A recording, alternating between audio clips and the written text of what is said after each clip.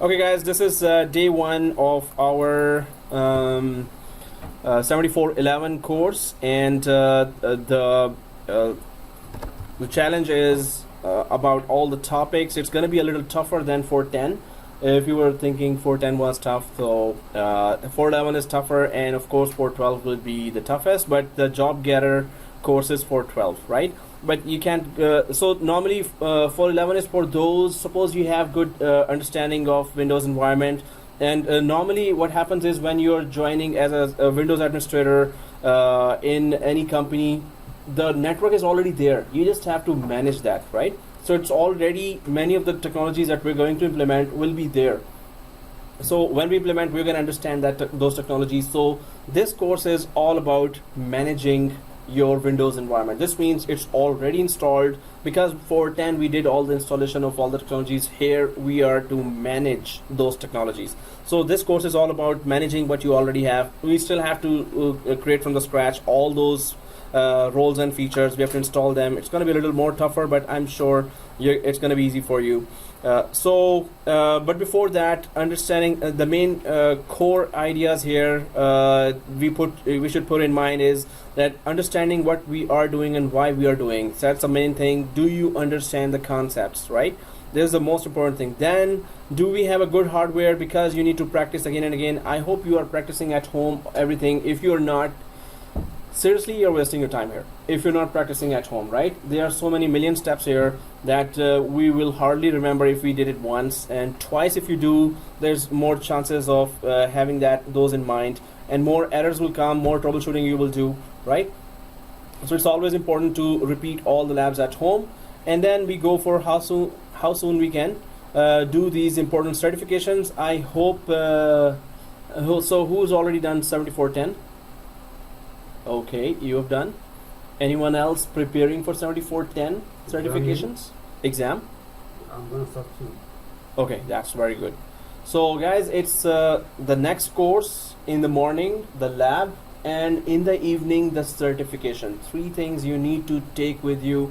Majority of the students have done that already, and they're doing it right now. So you have a lot of examples here in the college where they are doing the next course and previous certification in the evening. Just give 2 hours daily or 3 hours daily, and you can do those certifications, right? So so Canada, if you don't have certifications, they're not going to consider you. In morning class, 7410 class, some of the students are doing job hunting while starting the courses here, and they're saying that wherever I'm going, I'm not MCSA, and they're asking, are you MCSA? If you were, we would have gotten ahead even, right? They're not gonna even consider you if you're not MCSA, if it's a Windows based job, and many jobs are Windows based because Windows environment is there in large companies, right? So MCSA and then VCP, that certification is very, very important. CCNA, that certification minimum, I'm just going for minimum, right? Minimum, these 3 must be there. So MCSA, CCNA, VCP, ITIL is one of the certifications. Although there are 7 or 8 certifications you should be there, you should be having before you leave this college. Otherwise, don't think of starting looking for a job, right? Do those certifications. So if you need the latest file for 7410, let me know. Till 7th May, I can still give that file. After that, it's, college will be starting giving you files, but you need those files. Start preparation. Anyone planning for 7410 certification? No. You're not. You are. Scan is not. Next week you're going to start certification. Next month. Okay. Oh, okay. Cool. So that's good. But are you preparing those questions? Are you going through those questions? You've gone through? I have a question, yes, sir. If I have 412 certificate, do I need to have 410 as well? If you want to be known as MCSA, you need 410, 411, 412, all 3 certifications. Otherwise, it's MCP, it's not MCSA. Oh, okay. I thought if you hold in 412, it means you know All. 10 and 11. Yeah, but that's just the doesn't work skills. like that. Yeah, certification has to be done separately. 3, Oh, okay. all 3. So, have you gone through the questions, 7410, Miron? I looked over them, but I was told that a new batch was coming out. the time limit I had. Oh, okay. I just took over the batch and then I just left it on. No, but new batch means new set of questions, new pool of questions. Yeah. So it's not all new pool of questions, maybe 10 or 20 new. Oh, okay. The whole other 400, they will be exactly the same no matter how many pools they change. Oh, okay. So go So for I can all come those. to Yeah, that. yeah. 400 and something. 400 questions. something is 74, 10 questions, right? So a new pool, maybe 10 or 20 new. I think it was 473 now 489. 473? Oh, questions, number of questions. So 500 questions. 489. So it's increasing. Hmm. And the more you delay, it's going to be more than 500 questions. I don't know whether that is coming soon. New batch of questions is coming soon. So, but still, new batch will be just 20, 30 more questions. So you still have to go through the older questions, which will be exactly the same, right? So guys, start now, right? Give your certification ASAP. It's important, otherwise you will not get calls, right? So if you don't get calls, what's the, point of sitting here if you don't get calls at all? You have skills, but you cannot show them. So, okay guys, here, do we have good hardware? Yes, majority of us have bought those good hardware as well. And certifications, if you're lacking at that, one student in today's class is from another college where I used to teach 1 year ago. And he's done all those courses, but he did not do certifications. He could not find a job for 1 year. That's a very sad story, right? For that guy, I was like shocked. He's again here. And he forgot everything as well. So he's coming back here again, and he's told me that, yes, my mistake, I did not do certifications. I received no calls. I kept on putting, oh, I know this, I installed Active Directory and everything. I had no certifications, nobody called me. So that's a very sad story, and that's an example for others. That if you take certification easily, you will lose in the end. You will learn it the hard way. That guy is learning the hard way. Okay guys, so it's good for you, and it's my job to follow up with you, right? So give your 7410 certification ASAP now, right? So there is no tomorrow you're busy, right? So do it today, start from today, right? Okay guys, so here one thing is this, all these things are important, good hardware and certifications on time, and understanding what we're doing. Second thing, let's just go for our intro, and we are recording that, right? Okay. And let me just check if I have a space enough. 28 GB, 73 GB, we're good. Okay, so 7411. So this is the certification administering Windows Server 2012 R2. This means that you join a job and it's already configured. Now if it goes down, do you know how it was working so you could troubleshoot? Do you know that how it was configured so you could troubleshoot? So a working environment, when you receive then what you do, and there are many other roles that are coming now, new roles. And yes, your coach here, and because we have all the introduction already, so we're just gonna go ahead and try to get to the, and let's go for the boring interviews now. Introduction, not interviews, just kidding. So scan all the class, scan. So these are all from previous class. Yeah, so you're the new one. Okay. But yeah. Hi, my name is Cam, and my background is actually in science. I have some IT experience, and I want to switch my career to IT. And I took two classes with Amir, both Office 365. Mm-hmm. And now I want to focus more on NCSA, get the exam and certified. Cool. Because like you said, I tried to apply with my experience and the two courses. I think I got some course, but nothing further. Okay. So Another example, guys. If you don't do certification, whoa, this whole time is wasted, huh? Mm-hmm. That's cool, man. Welcome to the gang. And let's go ahead, guys. All others, okay. So let's go ahead, and are you the easygoing type? And don't be easygoing type. These are all sleeping guys, right? And one guy is only awake, but the way he's awake, he better sleep. So, but the thing is that we need to take our new topics and new roles seriously, because it's going to be more tougher than before. So, or are you trying to understand what instructor is saying? Let me know if I'm going fast. Ask me to repeat what you don't understand. Not shy of asking simple and easy questions. Work on your home lab and SMS me, email me with screenshots, and I don't mind you paying me this $20 per minute. It's okay. Okay, yeah, right. I thought somebody would say, no, don't worry, teacher, I will. Yeah, right. Okay. So, yeah, it's always a good, try. Now, what does this course covers? Click here and click where? Okay. Let's go to that course. Now, here, totally new roles. What we have installed, of course, it's other than that. First of all, $165 is the fee, and exam replay or exam replay with practice test. Replay means if you fail once, you can give it another with the same fee. You don't have to pay again.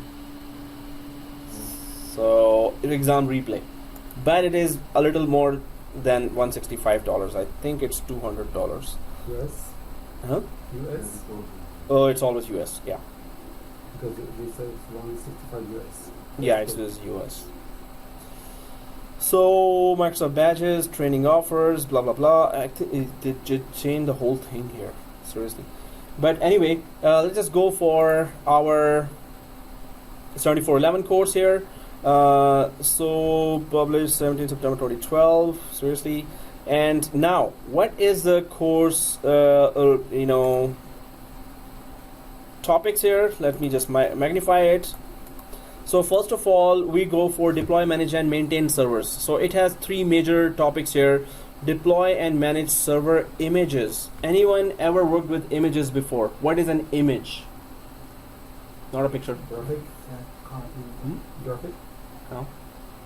Exact copy of machine with the same configuration. Exactly. And what is the purpose of an image? So image is once you install Windows 2012, suppose now you shut it down and convert it in an image or put it in an image. So there will be an image of C drive. In the C drive you install Windows 7, MS Office, Adobe Acrobat, and antivirus. Suppose all the applications are there, and then you create an image of that C drive where all the software was installed.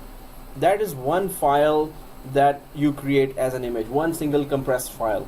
That is an image. Then you put it on a Windows Deployment Services server. This is a server we're going to install, and this server, the only purpose of that server is to deploy an image to thousands of machines. Suppose you have 200 machines, empty machines, totally empty machines. You don't want to go to each machine and try to install with the DVD, first the Windows, then the MS Office, then the antivirus, then everything. So you install everything in one perfect machine. All the 200 machines are with the same hardware, right? And then you create a C drive image, one copy of that. You put it on the server called WDS server. After that, you deploy it to all 200 machines, empty machines. All they need to do is be started. Start them, and that's it. All you need to do is this. And then just as soon as those machines starts, automatically they're gonna grab the image. Automatically they're gonna install the whole Windows 7 with MS Office, with antivirus, with Adobe Acrobat, with WinZip, everything. And then when they restart, it will be a working machine. So it really makes your life easier. As a system administrator, you must know any one of the deployment solutions. This is a deployment solutions, right? Solution. So WDS is there. Then there are SCCM, which is the granddaddy of WDS. It can deploy anything. It can migrate anything. It can upgrade anything. It can make changes to thousands and thousands of machines. SCCM. When we go to the WDS topic in depth, we're going to talk about the deployment scenarios. But WDS will give you the skill to deploy sitting on one server and deploying it on all the machines, right? So you must know this skill. And this is an exam objective anyway. Second is patch management. Anyone ever heard of the WSUS, Windows Server Update Services before? Ever? Anyone ever heard that? WSUS? So WSUS is responsible for patch management of everything Microsoft. You have a Microsoft MS Office, you have Microsoft Windows 7, Windows 8, Windows 10, Windows XP, servers, Windows 2012, Windows 2003, Windows 2016, 2008, or applications, Exchange Server, or any other application, SQL Server. So all those applications, you have to patch them. Or what is patch anyway? When I say we have to patch them, what does that mean? A group of files. Group of files, but updates. So suppose there's a new security update, right? So Microsoft discovers, oh, there's a security update there, and if you don't install that small software .exe file, you will be hacked by the hackers, right? So those computers are called vulnerable computers. Like at your home, if you are not installing every week those Windows updates, your computer could be attacked at any time if they are connected to internet. And normally our computers are 24/7 connected to internet, right? And normally we forget to shut them down, right? So any hacker would be connecting to your computer any time, and you have no idea, and they've grabbed all the pictures from and videos from your computer and everything. So anyway, you need to patch those computers, install Windows updates to all the computers. Suppose it's 10,000 machines are in your environment. So when so either those machines can directly connect to internet, they can connect to directly internet and install those updates themselves, 10,000 machines. But that's gonna take a huge bandwidth, internet bandwidth. So why don't you install one server that installs all the updates that 10,000 machines need, and then from that server you can deploy it to all 10,000 machines using the local area network, which is always very fast, right? So do we understand that? Instead of 10,000 machines all connecting individually to the internet, they will all connect using the LAN speed, which is always the fastest speed. They will connect to one server locally, and that server had already downloaded all the updates, Windows updates, monthly updates that those 10,000 machines need. So local server will be using the LAN network to deploy all the Windows updates to all 10,000 machines and applications, and all the machine applications and operating systems. So this is WSUS, and very important in every environment. If there's a Microsoft machines, and you will see in majority of the environments there are Windows machines, you will see that already working. WSUS is already there. You just need to maintain that, right? So we're going to install that, we're going to configure that, and we're going to try to maintain that. So WDS here, WDS is deployment, Windows update is patching the Microsoft applications and operating systems. So once you deploy through WDS all the Windows servers, Windows clients, then you patch them through WSUS. So these two work together actually. You don't have to install them together, but these are the two requirements you will always have. Any network will always have these configured. Okay, then monitor servers. This is the third thing. Configure data collector sets, configure alerts, monitor real-time performance, monitor virtual machines, monitor events, configure event subscriptions. So this is all monitoring. Of course, your job requires that you monitor. So if the machines went down and your senior administrator or your boss went to the event viewer and saw that, oh, there was a warning coming 5 days ago, since 5 days, and if you were not checking event viewer every day, and because of that warning, the free space was gone and the whole server went down, and 5,000 users were connecting to that server, so those users will be calling you crazily calling you. So the main thing is, if the boss saw that, hey, that warning was coming since 5 days, you didn't check event viewer every day. So normally what happens is when you join a company, you always connect to all your servers, and you run a script that send you event viewer notifications. So every day you connect to servers and see their events of today and last night. If you don't see that, you're gonna miss that warning, right? Sometimes they're warning coming. I did that once as well, and that was not a very nice experience. So the thing is, in the morning when you get a coffee, the first thing you do is check your event logs of all the servers you're responsible for and all the machines you're responsible for, right? So your job will depend on that, right? So that's why we're gonna learn how to monitor our environment. Monitoring is one thing that you should be very good in, right? So these are the three things: WDS, WSUS, and monitoring. Then there are some more areas here. What is DFS? Distributed File System, right? So if we go for the concepts here, let me just quickly create those diagrams here.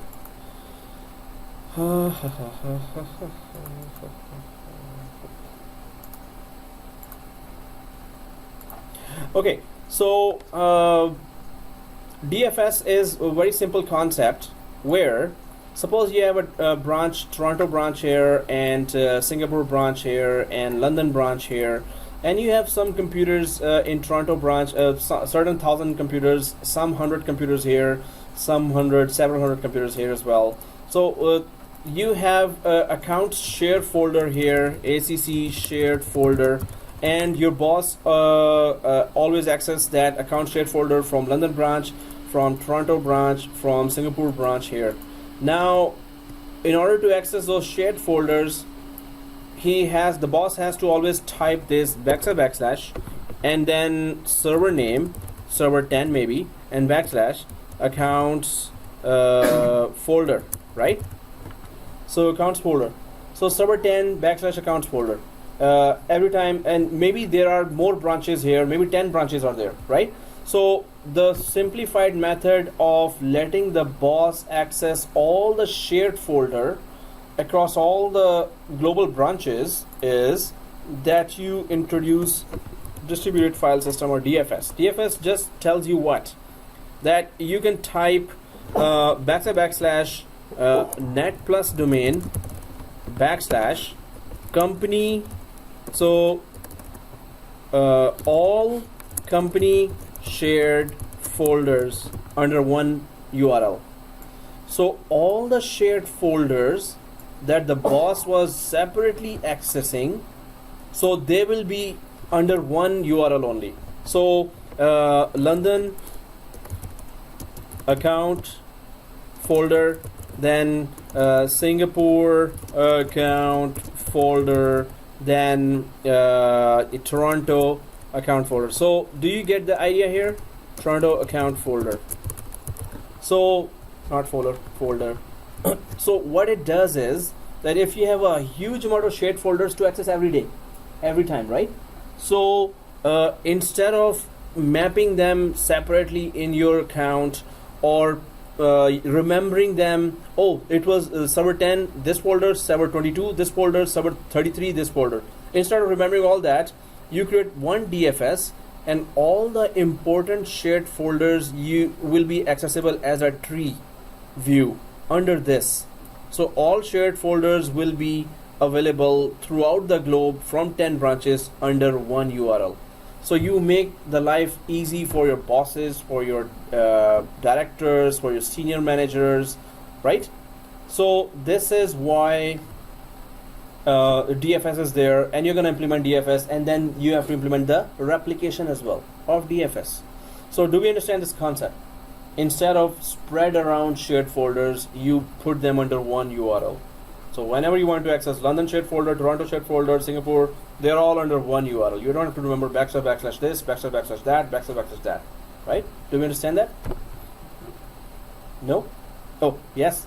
Okay. So then we go for, so we're going to be implementing DFS, then we go for other topics here. FSRM, very important, file server resource manager. So typically the file server takes the biggest traffic hit, right? File servers, because every user's files that they use every day are in the file servers. Your main task, one of the main tasks, is to keep the file server highly available and secure. You know why? Because your bosses are connecting to the file servers, your employees are connecting to file servers, maybe you have 10,000 employees, they're all connecting to this file server. If it goes down, you're in big trouble because all their files are here, right? Maybe you have 10 file servers for 80,000 users.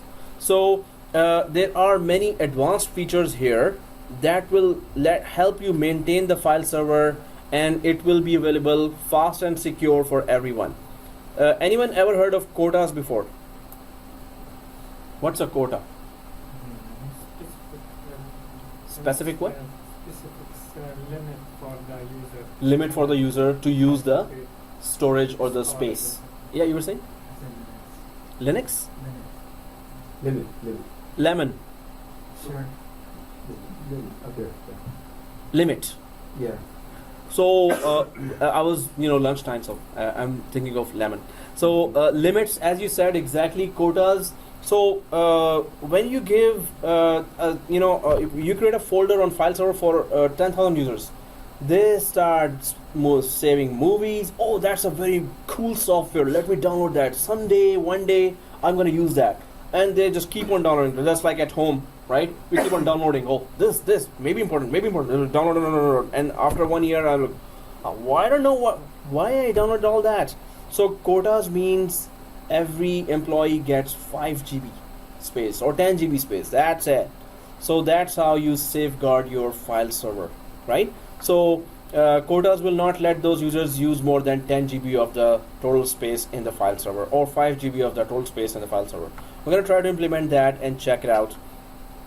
Screens, configure file screens means that suppose you block the download of MP4 files, .wav files, right? MP3 files.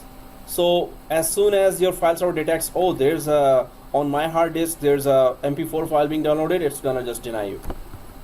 So don't download .mov files, movie files, right? MP4 files. Suppose that's, you find that majority are downloading from movies and songs.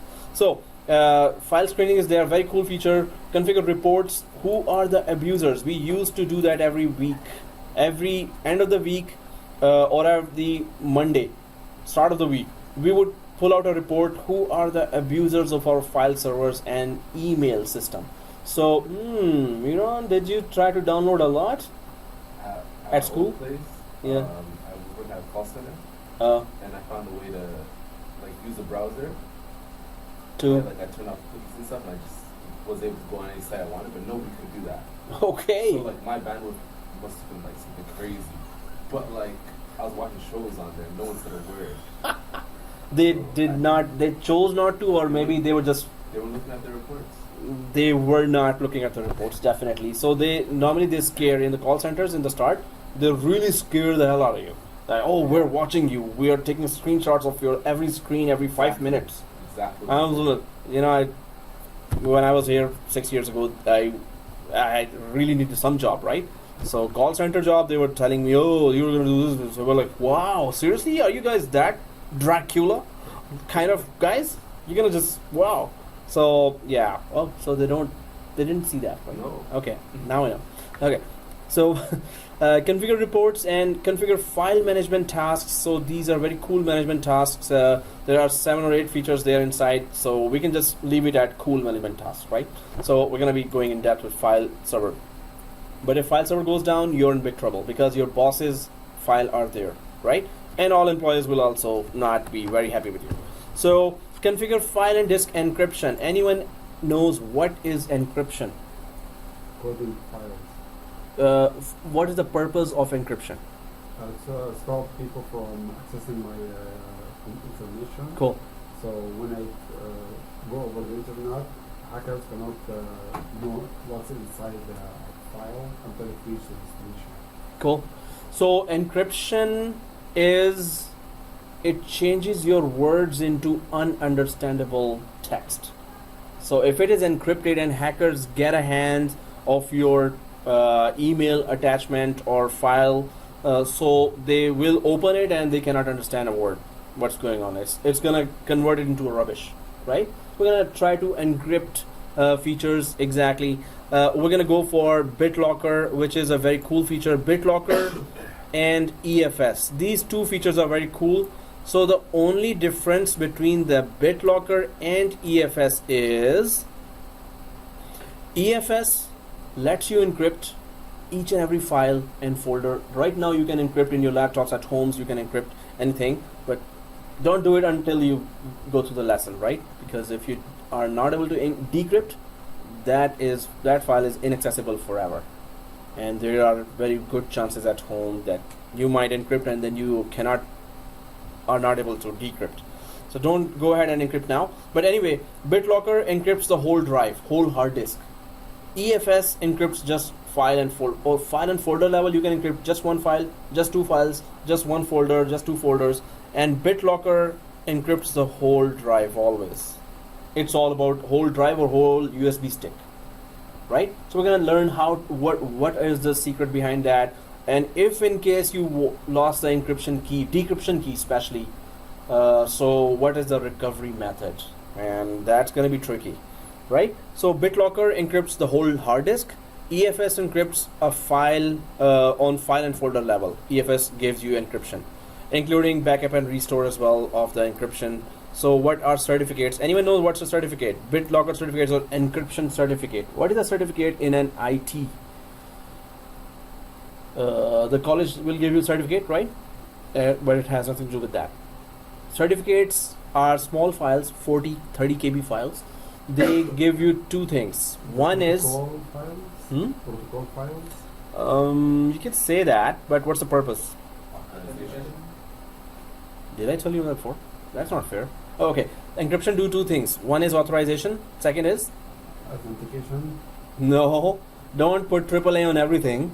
That was easy. So authorization. It's not authorization. Authentication and encryption. Certificates do two things, major things. Authentication and encryption. They encrypt and authenticate, two things, right? In 7412 course, you will be deploying the full certificate server. So there's file and disk encryption. Disk encryption is done by BitLocker. File encryption is done by EFS, right? So configure advanced audit policies. Auditing. Do we all know what is auditing? You know, every IT administrator gets the shivering when auditors are coming, when they hear auditors are coming. So in IT, auditing means that, or auditing basically means what have you done, how did you do that, and did you do it properly, and did you not do it properly? Then they will just go through each and every task you have done since the last year, right? Auditors. So they tell then your bosses, okay, that's how your employees were configuring. So in IT, auditing means that did you implement best practices from the vendor? Microsoft says configure your server with this security level, and you did not implement those. So auditors will find out that one by their different software. Auditors are also kind of, they know hacking techniques as well to find out what did you do, how did you configure that. But auditing here also means that whatever daily was going on in your server, whatever events were happening on your server. So suppose your server restarted at night, but of course auditing report will come to you, event will show to you that server restarted. Auditing will tell you that when it restarted and the reason, if there's any possible reason, it can tell you, but it will take care of every per minute, per hour activity that is going on any one virtual machine or any one server or 10 servers or 100 servers, right? So auditing will keep an eye on your shared folders, very important data folders for you, and it's gonna give you report of who logged in at what time, how long, and when logged off, and how many attempts were successful for logging in, how many attempts were failed. Suppose you have failed login attempts to your shared folder. What does that mean? Username is wrong. I mistyped my username, mistyped my password, or someone trying to hack ID for someone. Exactly. Failed attempts, 6 failed attempts. It could be you, but if it was not you, then somebody is trying to hack you, right? Somebody is trying to access your shared folder.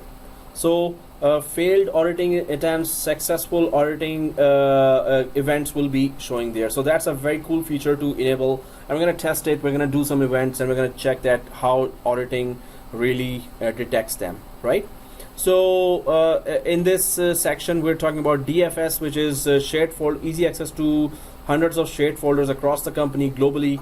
And then FSRM for file server maintenance, and then encryption, how do you actually safeguard those files which you are maintaining as well, and then auditing, who is accessing your files which are encrypted and secure, right? And when they are accessing those files. So then the next thing is see one full section. What is this 15 to 20% showing here? That's the percentage of questions that exam. Exactly. This much in the exam will come from these topics. 15 to 20%, and then if we go above 15 to 20%, and then if we go above, they're all 15 to 20%, I think.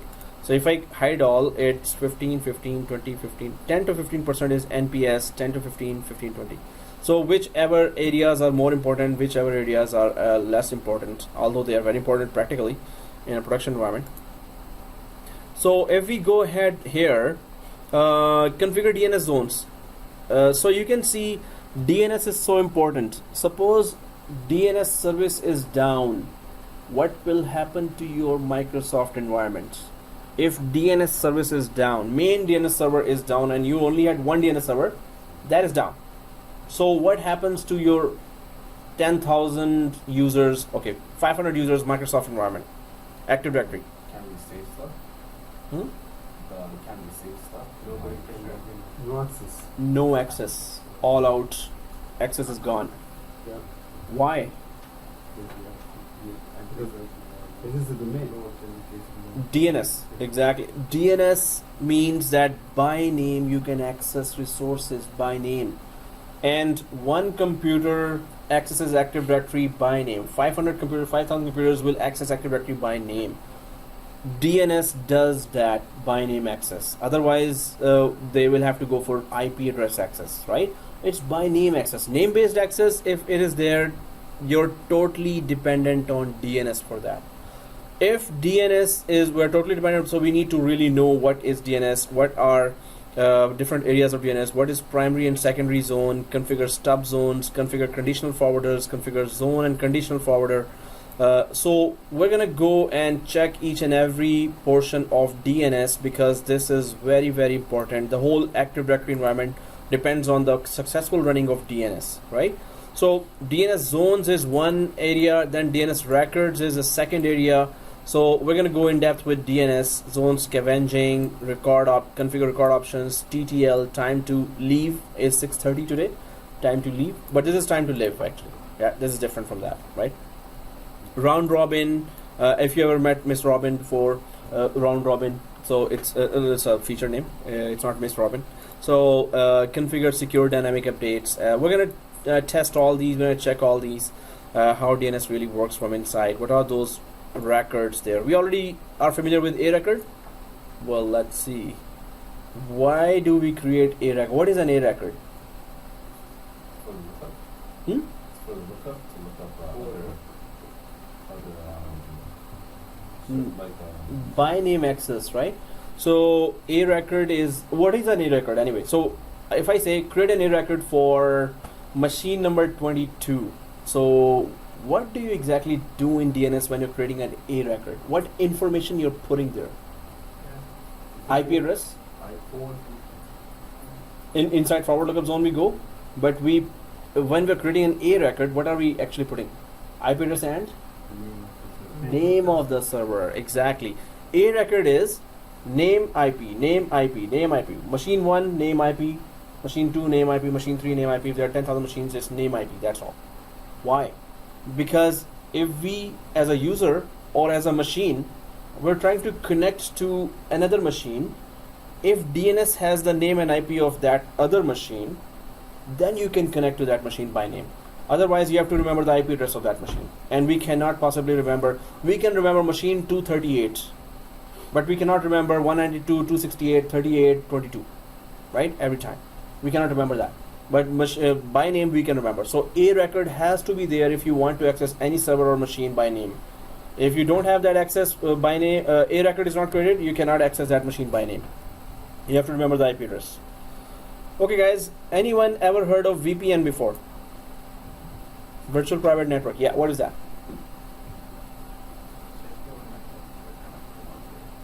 So again, if you're an employee of a company and you're working from home today, your boss says work from home. What does that mean?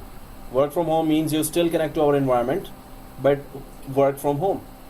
But how do you connect securely to your office environment. Your boss is telling you to connect to your internal, very secure servers from your home. So it better be a very secure connection, right? So VPN technology we use, I think those who have done CCNA here, yes, it uses tunneling, exactly. So you must have an encrypted connection from home to your office. All your data is moving over the internet. Through the internet is a big jungle, right? All hackers are roaming around, and all werewolves and tigers and lions will eat you up, eat your data up. It's jungle. It's jungle out there. Okay, so VPN opens a secure tunnel within the internet between your house and your office. So if hackers want to attack that tunnel, that is very secure, encrypted tunnel that they create. So we're going to talk about VPN. We're going to implement VPN. We're going to install VPN. We're going to understand that VPN and routing. Anyone knows what is routing? Give a route to your data, right? Routing. Give a route to your data from one branch to another branch, from the other branch to the next branch. You will define that, okay, if the data has to move from London to the Toronto branch, there is a way from Brazil to Toronto, and there is a direct way to London to Toronto. So you will specify a route, OSPF, open shortest path first, right?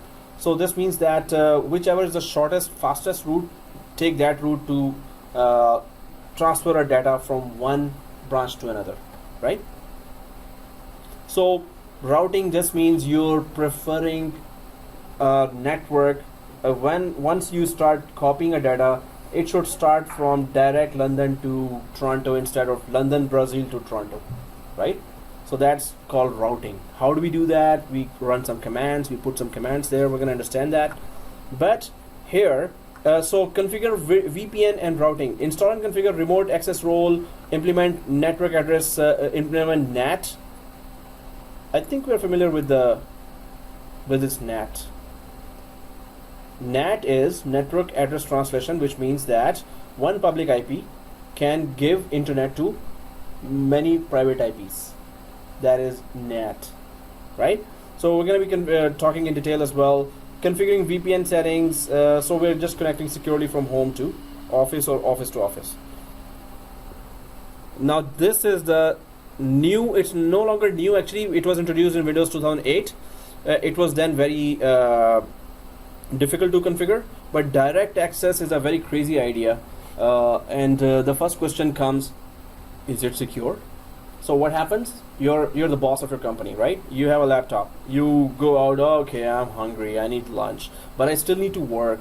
So you go to McDonald's, order burger and everything, and you're eating burger. You turn on your laptop. You open the lid of the laptop. It connects to your McDonald's network. What happens? At once, without doing anything, without putting any password, without starting a VPN connection, at once you're connected to your network, internal servers. You're connected directly without touching anything. All you needed was open the laptop lid, this one, cover, and as soon as you got internet connection, you're automatically securely connected to your internal network from wherever you're connecting. So it's for those who are non-technical people, and our bosses and bosses are non-technical people normally. So they just want connectivity to their network, to their files in the office, right? So if you configure direct access, this one, it will make your laptop, when they leave the network, it will automatically connect from wherever you're connecting, whichever restaurant, whichever hotel you're connecting for a meeting and conference you're going outside the country. It will just keep you connected. As soon as you get internet, you're connected to your network, internal network. And the boss does not, oh, I should put this password, that password, start that software, this software. Connected, that's it. So that's direct access. It is a literal direct access. And the non-technical boss doesn't have to do anything. So we're going to try to understand that. Is it secure? The only thing happening in the background is that security protocols are initiated automatically. The boss does not have to press any button to do that. The boss does not have to start any application to do that, right? So that's the direct access. Okay, so anyone ever heard about radius before? Radius of a circle? Not that radius. So radius configuration is required. Suppose you're a system administrator of an ISP. ISP normally takes like thousands of connections, 50,000, 80,000, 100,000 connections. Rogers must be having internet connections from millions of users, right? So radius just is the middle guy, middle server that takes care of all the thousands of connections coming from the public, and they don't hit your Active Directory or authentication server directly. So radius will be the middle guy that will organize all the outside connections, and then it will let you connect properly to the inside environment, right? So we're going to be talking in detail about radius as well. Then there is that NPS policies, network policy services. These are whichever connections are coming from outside. How there should be some policies to regulate that huge traffic. So that's NPS policies. And our favorite, NAP. Yeah, it's like so our favorite NAP, network address protection, network access protection. So this network access protection, the only purpose of that is when you're connecting from your home to your office, and when you're connecting from your these machines to your server, are those machines healthy or not? Do they have chicken pox or something like that? Okay, so NAP just means, are your machines healthy? If your machines are full of viruses, it will disconnect you from the network until you clean up that mess yourself, or until you connect to the antivirus server and install your antivirus latest signatures. Or if your Windows updates are 6 months old, you never updated your Windows updates, so it will block your connection to the internal servers. That's good. So then you have to install all the updates there, right? So NAP means health of your machines. Either you're connecting from LAN or from outside. It's not gonna let you connect to your internal servers unless your machines are Windows updates are latest, antivirus updates are latest, firewall is on, and all the other whatever we require it to check. It's gonna check that, then it's gonna let you connect. Otherwise, you're disconnected. How if the company has very old computers? So the company must update that. So once they see hundreds of computers disconnected, then they will realize, oh, we need to update. Okay, or they will grab that system administrator who was not updating those older machines. If they're older, still you have WSUS to update the patches, and antivirus server to update the virus signature. So yeah, we are in trouble actually if we. Once the administrator updated, like very slow, it is coming and nobody able to use. Unless they are updated, they're not connecting. So whether you want to actually implement NAP or not, that's up to us, right? So if you did not implement that, it's company policy. You have to talk to boss. Hey boss, this is what it is. Then the boss will ask, hey, if I went to Germany or any other country for that conference and everything, and I come back, if it's been 1 or 2 months and I did not get to update my machine, now if I connect, will you block me? And you will say yes, this will block you. So that CEO will block your check, right, for next month check. So that's why it's kind of a political as well, that will it disrupt productivity of, but still it's the security of your network, right? So we're going to talk about that as well. Then there is that configure Active Directory Indepth now. So configure service authentication. What is service principal names? Kerberos delegation. Now these are a little in-depth directory concept. What are managed services accounts? Very, very important topic here.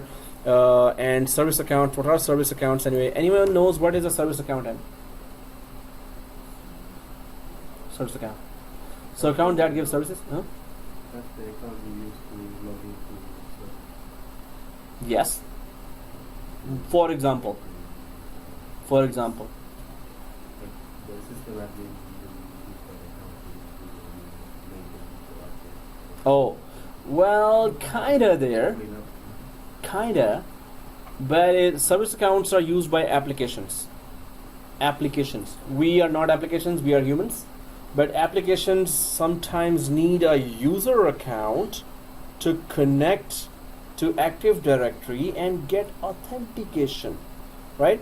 So service accounts are normally used by applications whenever they want to access any high privileged area of the network, Active Directory or any other area or any other feature.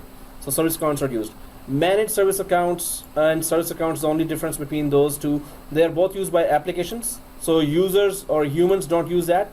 Applications use that. Software use that. The only difference between service accounts and managed service accounts is that there's a word managed in front of it. No, that's not the only difference. The difference is that service accounts password you have to manage. Managed service account passwords, it manages itself. If you have a password policy of changing password every 45 days, so on the 45th day, managed service account will change its own password without disturbing you. So suppose there's a SQL Server application, it has a service account but does not have a managed service account, right? So SQL Server application is very, very important in every environment. SQL Server, why? Anyone knows why SQL Server is always very important? Databases. It's a database application, SQL Server. Database application. What it does, suppose you have a BlackBerry application and BlackBerries are all, to your 10,000 employees, BlackBerries are distributed and they are emailing. So BlackBerry server creates its database in SQL Server, right? So SQL Server uses service account. Suppose 45 days have passed and now the password is changed. You have to manually know when to change the password. You have to go to that service account in Active Directory and change the password. Suppose the password expired, it is because service account cannot change its password automatically. What will happen? If password expires, BlackBerry server will go down. I mean, it will not work.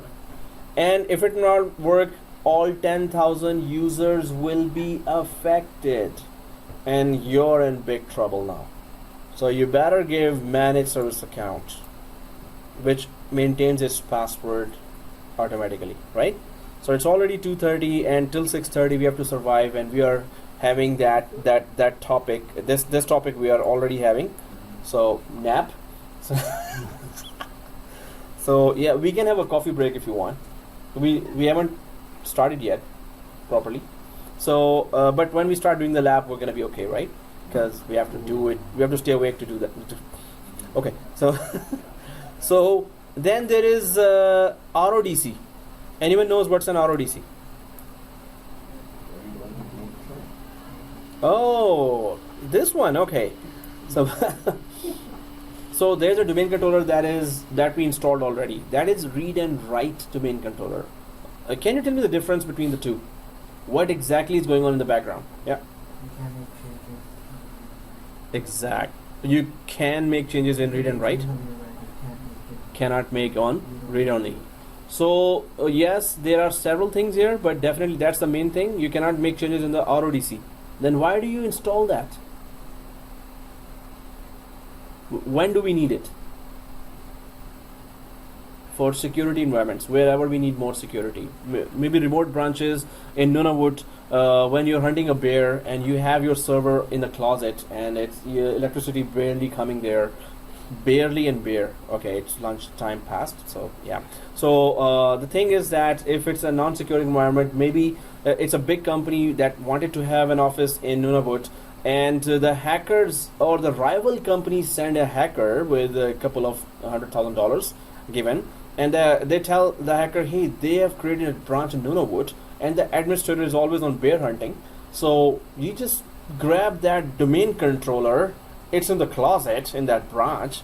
So the rival company's hacker goes there and done the whole operation and breaks the closet and take out the server and just make a run for it, right?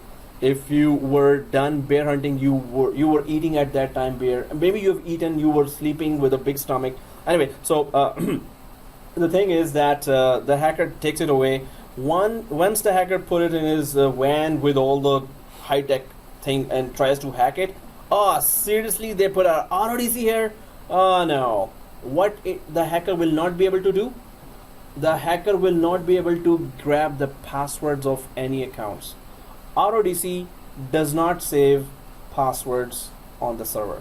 That's the specialty of RODC, right? So if it's a read and write domain controller in a remote branch, your company is already dead. So the hacker gets that easily. A domain controller gets the password of your CEO, connects to the files, get those secret client files, and send it to the rival company, and your company starts going to, those all clients are gone from the company, right? Because the other company has given lower rates. You're gone.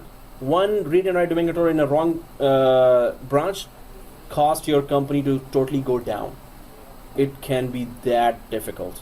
It can be that dangerous to have a read and write domain controller in an unsecure branch, right?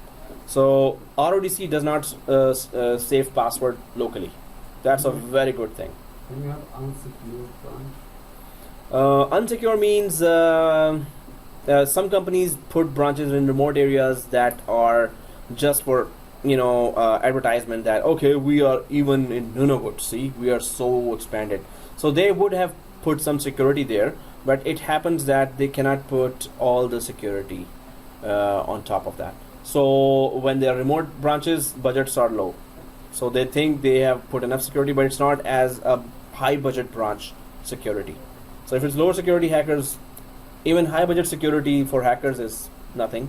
So low budget security, a piece of cake. So and this happened before the introduction of RODC across the globe. It's used to happen when they just put read and write domain controller in all the branches, and when they start getting hacked, then they said, "Whoa, Microsoft, do something about it. We cannot put domain controllers. We need those, but we cannot put read and write domain controllers." So then we came for RODC. Okay, guys. So then there's maintain Active Directory. Of course, Active Directory is the heart of the whole Microsoft environment. So you have to really make sure that you know advanced methods of maintenance of Active Directory. There's an Active Directory recycle bin here, right? Recycle bin. That's a cool thing.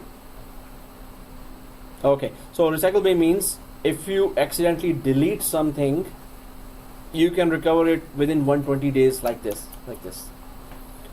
Recycle bin maintains your deleted items for 120 days. That's recycle bin, right? There are container level recovery, and there are snapshots of Active Directory. There's metadata cleanup of Active Directory, offline Active Directory management, syswall. What is syswall? We talked about that, but this is in-depth Active Directory, right? So that's a very interesting topic that you have to know. And then configured account policies. So this is very important as well. Okay, everything is important, of course. Okay, anyway, so account policies, what is that?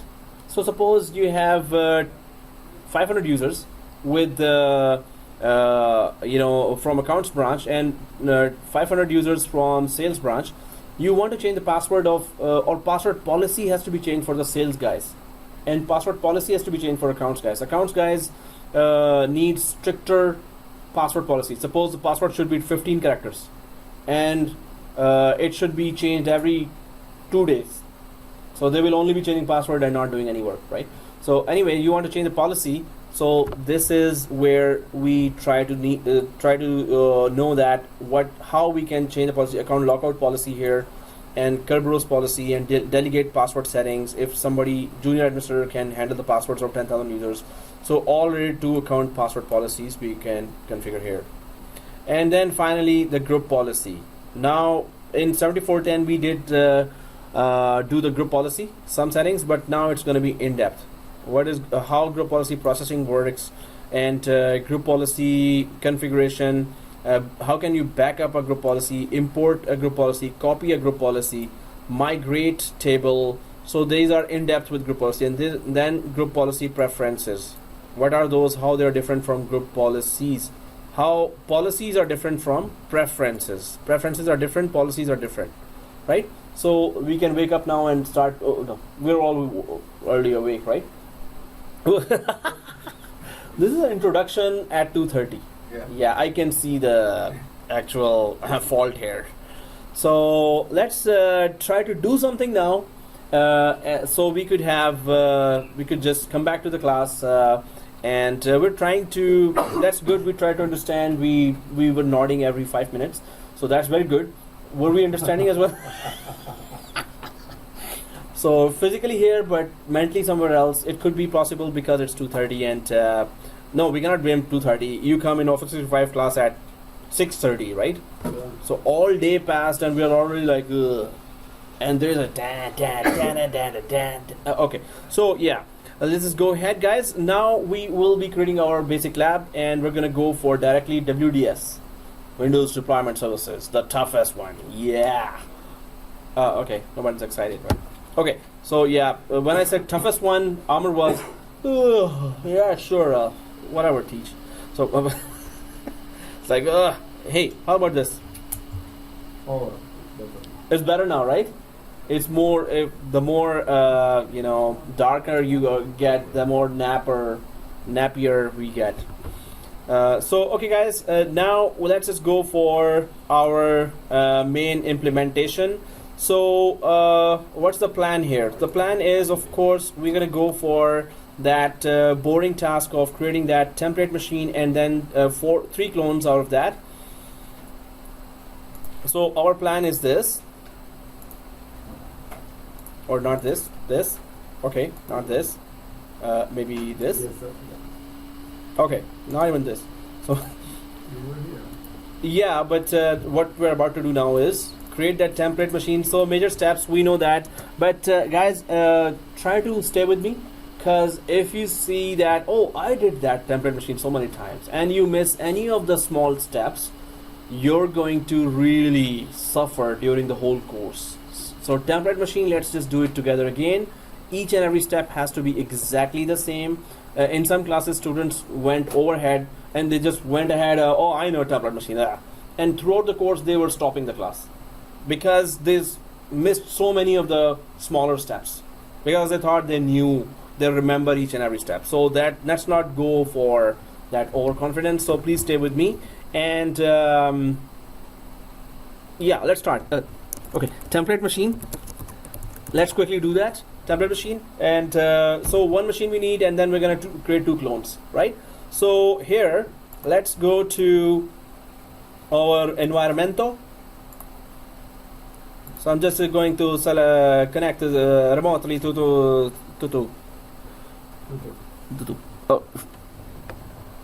Oh, I found that machine. So we're installing Windows 2012 R2. All aboard.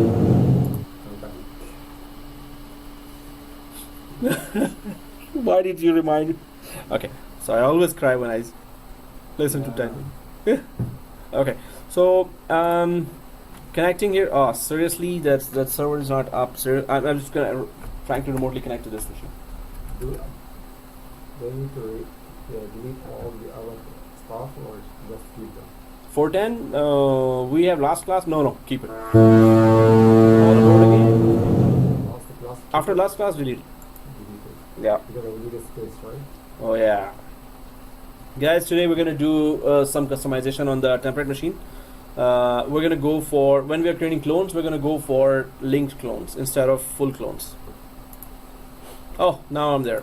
So I'm just remotely connected to this desktop from my laptop, and let's get going.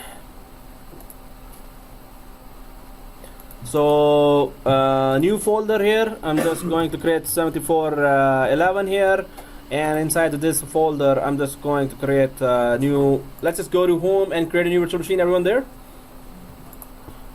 So I'm planning some customizations here.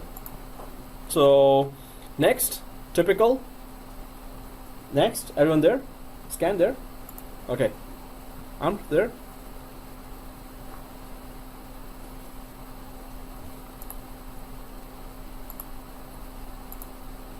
Okay, so is it showing Windows Server 2012 R2 detected? No. So click browse and go to C drive, go to this PC, go to C drive, and go to Windows 2012. I think you should be seeing this Windows 2012 written inside the C drive in the ISO folder. C drive ISO folder. So go to browse, go to this PC, go to C drive, go to ISO folder. Are we there? Okay, you're there. You're there. Sanjay, scan. Armor, Myron.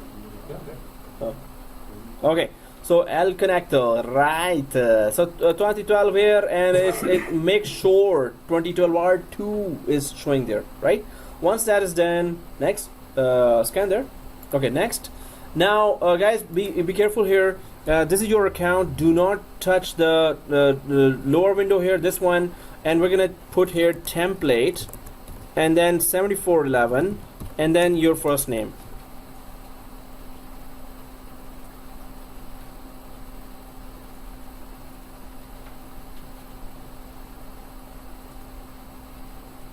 So everyone has put in it. Okay, template 7411 and your first name. If that is done, do it done? Okay. So next, please put your first name, because yesterday I was about to delete some of the machines that I was not supposed to delete. So I was about to, I did not. But your first names were there on your machine, so I recognized them. Okay. Otherwise, big problem would have come. So please put your first name and the course name here. Okay, next. And we're just gonna give it 100 GB because it's thin provision. It's not gonna occupy the whole space on the hard disk. It's going to occupy only what we are installing. We're installing Windows 2012, so it's gonna take only 6 or 8 GB space, not 100 GB space, right? So split virtual machine, of course, if we want to transfer the virtual machine from one over the network, so it should not be one huge big file, right? So then we can not transfer a big file easily to a USB drive or over the network. So that's why we put it on multiple files, so we can copy chunk of files one by one, right?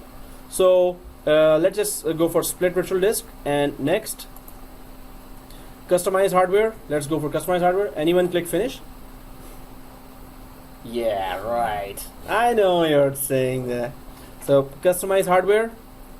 Here, because we have 32 GB RAM, so we can just upgrade it to 4 GB, like Aziz. And then we can go for the processor as well, 2 processor instead of 1 processor. Okay, so 4 GB RAM and 2 processors here. And network adapter, bridges. If you want your virtual machine to be connected to the physical environment, we don't want that. NAT is if you want to give virtual machine internet connection. We don't want that too. Host only means that virtual machines talk to each other within the virtual environment and talk to the host. Who's the host here?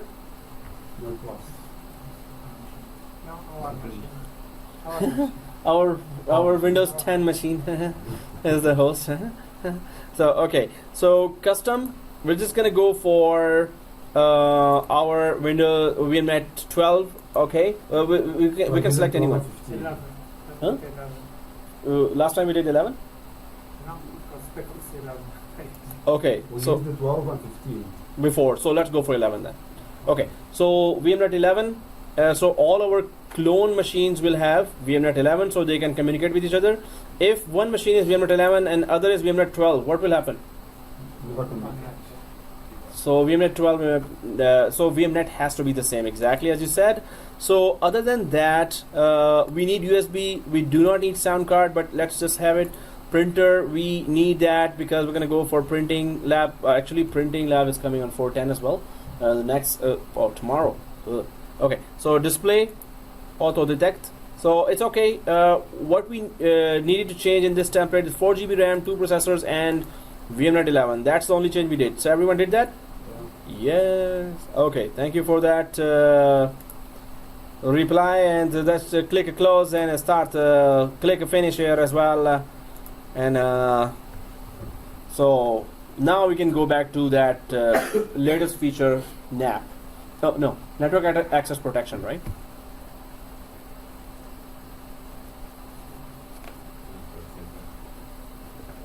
Oh, press OK. Sorry, doesn't matter. Somebody, huh? What was that? That's just detecting a keyboard outside. So just press OK. Hey, you didn't press OK. Yeah. Oh, okay. Oh, you're reading. Okay, yeah, that's good. Okay, guys, we know the drill here. This one, everyone see reach there. Yeah. Next, install now, and data center, the fourth one, data center GUI. 2.5 more hours to kill. No, just kidding. I'm really enjoying this lab. Yeah, it's very good, man. It's Yeah. so data center data center evaluation, everyone. Okay. And next, the fourth one. Everyone there? Next. Wake me up. Oh, okay. I accept license terms. Next. Custom. Next. Nothing to partition here. Next. If you want to have a break, this is the time.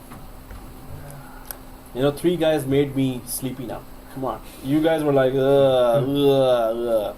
I was so fresh. There's no excitement. No excitement? Yeah, it's like we did that before. We did that so many times. Oh, so many times? Yeah, we just did that 1 or 2 times, right? That's too much. Oh, okay. Yeah. Too many times. 2 is too much. Oh, yeah. 2 is too much. Too many. Well, some students did vote in previous courses for, older template machine. Can we use that? Let's save time. We ended up wasting a lot more time than that. So we copied from 7410 profile to 7411. Then some of the template machines were corrupted for some reason, and they ended up creating the virtual machines again. We had to wait for them, and the whole day we were waiting for virtual machines, template machines to be created. So we're starting. That's it. No more copy, pasting, and everything. Even in 7412 for day 1, we're gonna do this. New virtual machines, new template machine. Actually, it's good practice. So you get more familiar with all configuration. Bingo. Yeah. Especially if you're learning first time, you just follow screen by screen. But now you know exactly what you're gonna do, but just confirm it. Exactly. So it's a refresher. See, it's so mucho importante, right? So 4 o'clock, and thank you for not giving me a break since 10 o'clock. So by 6 o'clock you will be all twos here. At 6 o'clock I will say, wow, there are so many students. Where did they all come from? So I will be looking at you at two students. So yeah, Mary was very brutal to me, and only half an hour break, and that break students were talking to me. Okay, waiting for, when are we having a break here? 5? Okay, since you insist. 4:30, yeah. 4:30 is the half time. Half an hour break? No, half time. Yeah. So I'll go for, so wake me up when it's done. Okay, so we're gonna do some customizations as well. And WDS, I think we should go for WSUS first. WDS is a 2-class lab. It will range in 2 classes. It will finish in 2 classes. WDS, it's very long lab, but very important as well. Okay, administrator password now. Oh, you reached there. Your computer is sleeping now. Even computer is yawning now. So, whoa. Class password? Yeah, class password. Just wanted to see capitalization 1 to 3, and log into it, and turn off the firewall. No, I'm not going anywhere. I'm waiting for you. Okay. Hey, that's great. Think I should search something in the kitchen. Maybe eat somebody else's lunch. That would be fun. No, I don't do that. Hey, there should be a vending machine here, man. Take out a Pepsi and 7-Up from here, instead of going across the street. That's dangerous. It's dangerous to cross the street, exactly. Especially jaywalking. So dangerous. Yeah.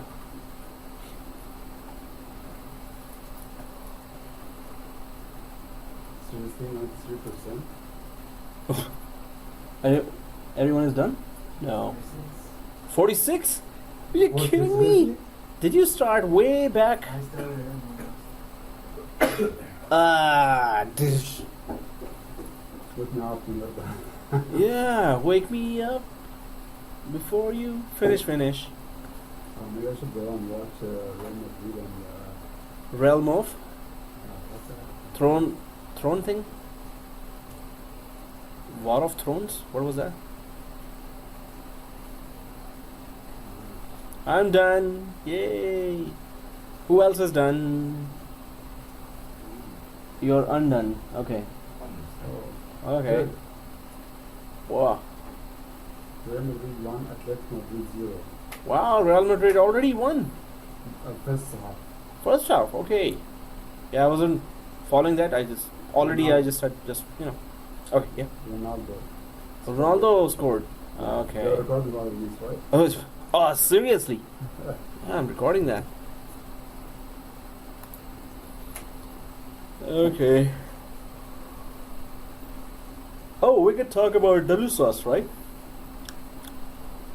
He's like, morning, yeah. Just like that. Or, hey, there's another thing I can tell. You know, that's a very cool thing. And you'll be really, like, enjoying that. It smells so good. Yeah, I'm not drunk right now. Don't think I'm drunk. I don't drink, actually. Or not. Oh, yeah. So, let me just... You know, that will be so much fun. I mean, you won't feel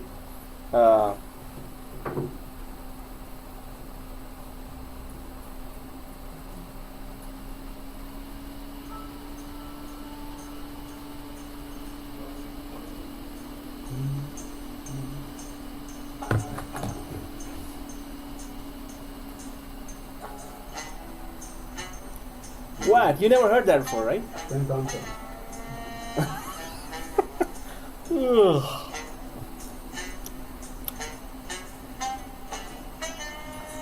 Yeah. Guys, we're waiting for the Windows to install. So we're chilling.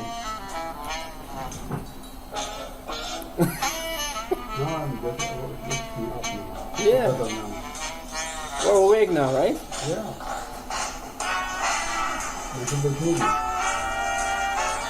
Okay, that was enough. I think other classes will come here. Yeah, but that's I always keep this page open, so so guys whoever in this page, let's go for Z password. You're not on this page? 60%? Try this. Yeah. Go for another computer as well. That is too slow. Okay, so small ABC, capital C, shift 1 to 3. Antor.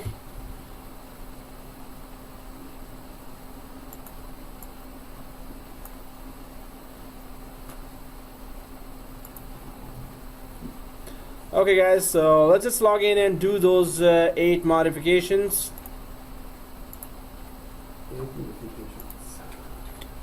Yeah. So let's just Control Alt Delete. Put that before Sanjay could join us. Let's just quickly do that. Okay. And wow, we're all there. What happened, Sanjay? How many?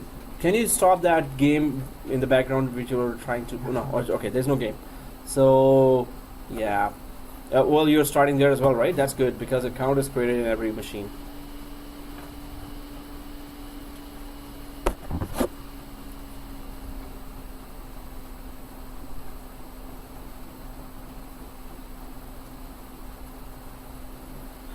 Alright, so once we are logged in here, I'm just going to open my IT forum there where I have all the 8 modifications. Wow, I'm already there. Cool. Because in the morning class, we were asking so many questions and there were so many new students, we could hardly reach here. So, guys, here we first need to install VMware Tools, second firewall, third time zone, shared folder, Internet Explorer security, unlocking the screen, and then finally sysprep. Right? Where we're going to go for sysprep, then we're going to do it together. If you know how to do this, you can just go ahead as well. So I'm just gonna go for VMware Tools here. So Local snapshots. well, at the end of it, yeah, when we actually create clones, so we're gonna take a snapshot of the clone. Okay, guys. So here, right click, first thing, server 2012, and we go for install VMware Tools. So every two there.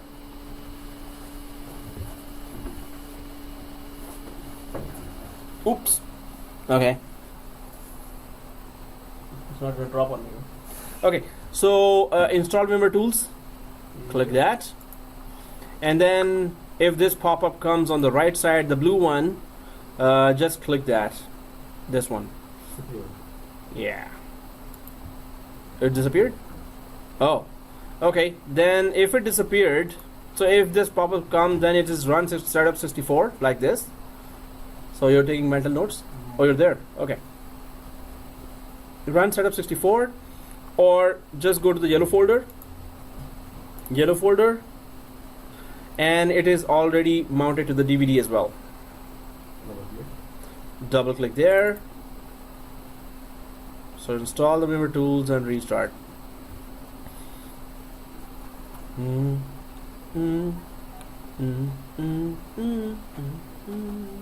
okay. Something wrong with me. It's continuous 10. It's not still that much. It's from 10 to 4 only data. I didn't sleep since yesterday. I was working for the last 3 days. No sleep. In the morning, I think you maybe sleep. I had on this a small nap, half an hour for a Wow, you're a robot, right? Kinda. Okay. Are you recording now? Or not? Typical. Yeah, I'm recording everything. So typical, and next, install. Oh, that feels better. Okay. So 10. Oh, it's just 6 hours past, right? What am I whining about? It's just 6 hours. Maybe you should make a room for you. Sleep. Bed. Yes. Microwave. Only for me, no other teacher, just me. Yeah. So click finish and restart, guys. You're right.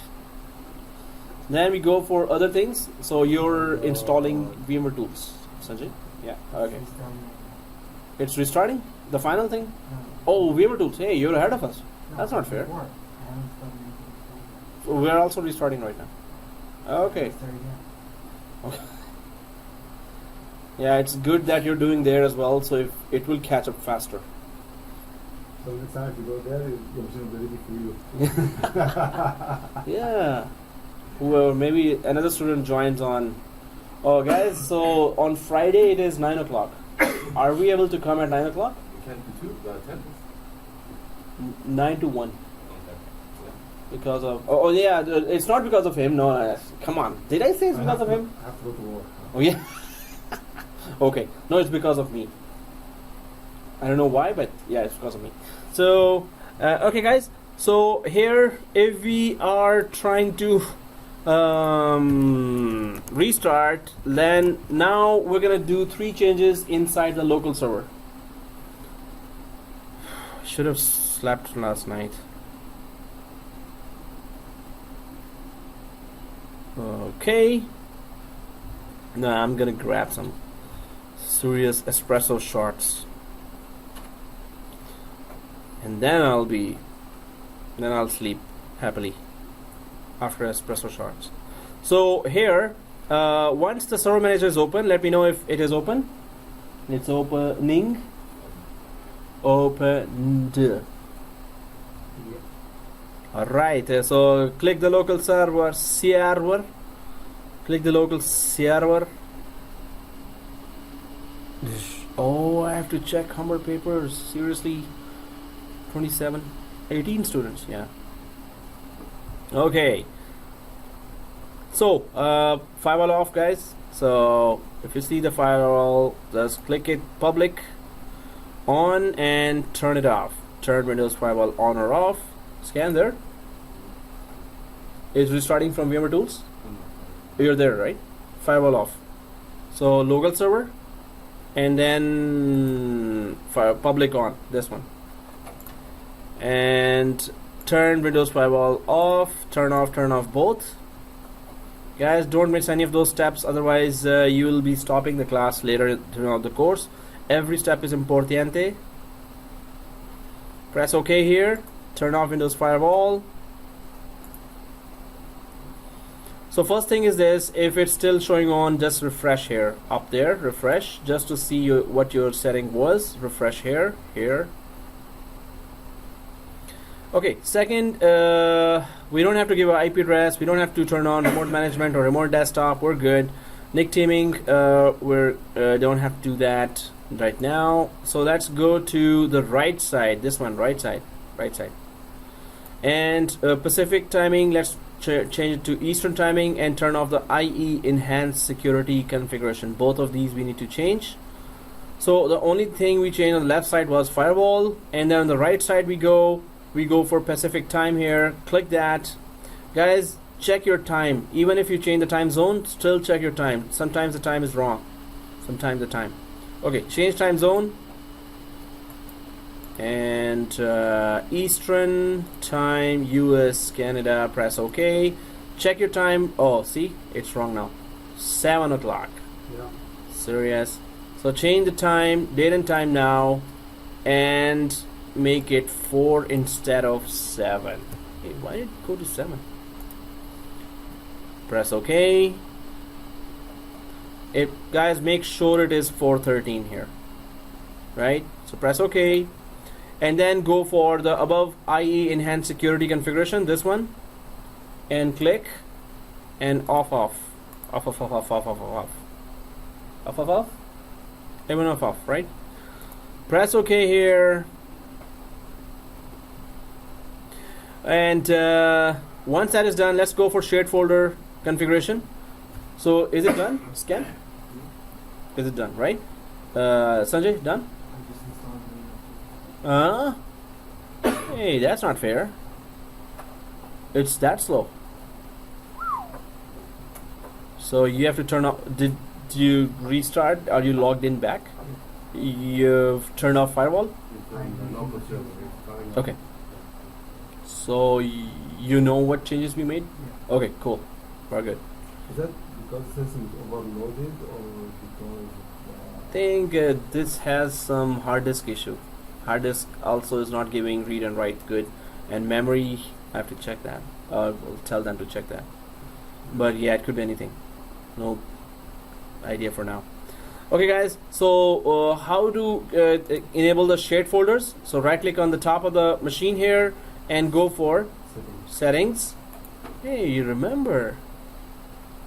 And then go for options and then go for shared folders. So we're all there. And do we see this always enabled? And if we are always enabled, always remember to put map as a network drive in Windows guests. And now we have to give the path of the ISO folder in the C drive here. So let's click add here, this one. Add. Next. You're there? So what have you done? I'm on date and time. Okay. So let me know when you're on shared folder. So click browse and we go for this PC. We go for C drive. We go for ISO folder because all the software is inside the ISO folder, right? Okay. So ISO folder, every two there. Scan there. Sanjay there. no? Amr there. No. Okay. Which no, just go to C drive. It's your laptop. So you're looking for ISO folder. So just click C drive if you don't have ISO folder. I have ISO. Oh, okay. Let me check where it was first. Oh. So, but that's okay. You should be seeing this. C:\ISO. Yeah, Sanjay, you're there. I'm at the shared folder. Share folder part. So your right click, shared for right click and settings. Oh, yeah. You got regional settings there. Oh, regional dispatch unit. Yeah. Always. I have my Map as well. Sorry. ISO folder is empty. Well, that's what I'm saying. Click C drive. The whole C drive will be accessible then. So wherever your software is, we can then share there. Just see. Yeah, just see. It's Yeah, go to C drive and ISO folder. Yeah. I have this screen. Okay. Next. So Sanjay, you're there? Okay, cool. Thank you. Next, and enable the share. That is okay, and click finish. So now it should look like this, and press OK. Did you click read only? No. Yeah. Properties. No, read only is not there. Keep read only unchecked, and press OK here. After you see this, make sure map network drive is there. Always enabled is there, right? So press OK here, and what's the proof that the shared folder is there? Go for yellow folder, and do you see the Z drive? File Explorer. Yeah, File Explorer, and the yellow folder is a File Explorer. Yeah, right. So Z drive, and inside the Z drive, do you see ISO? Do we all see ISO inside the Z drive? All right. So next, let's go to and change the screen settings here. So guys, here on the Windows icon, right click, and do you see power options? After right clicking the Windows icon, right click the Windows icon, do you see the power options? Go there, click that. Anyone not there? You're there, right? You're there. Scan there.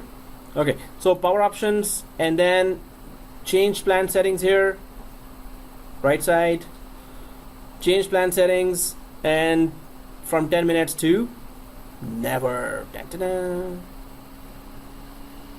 Never. Okay, save changes. Anyone do it done?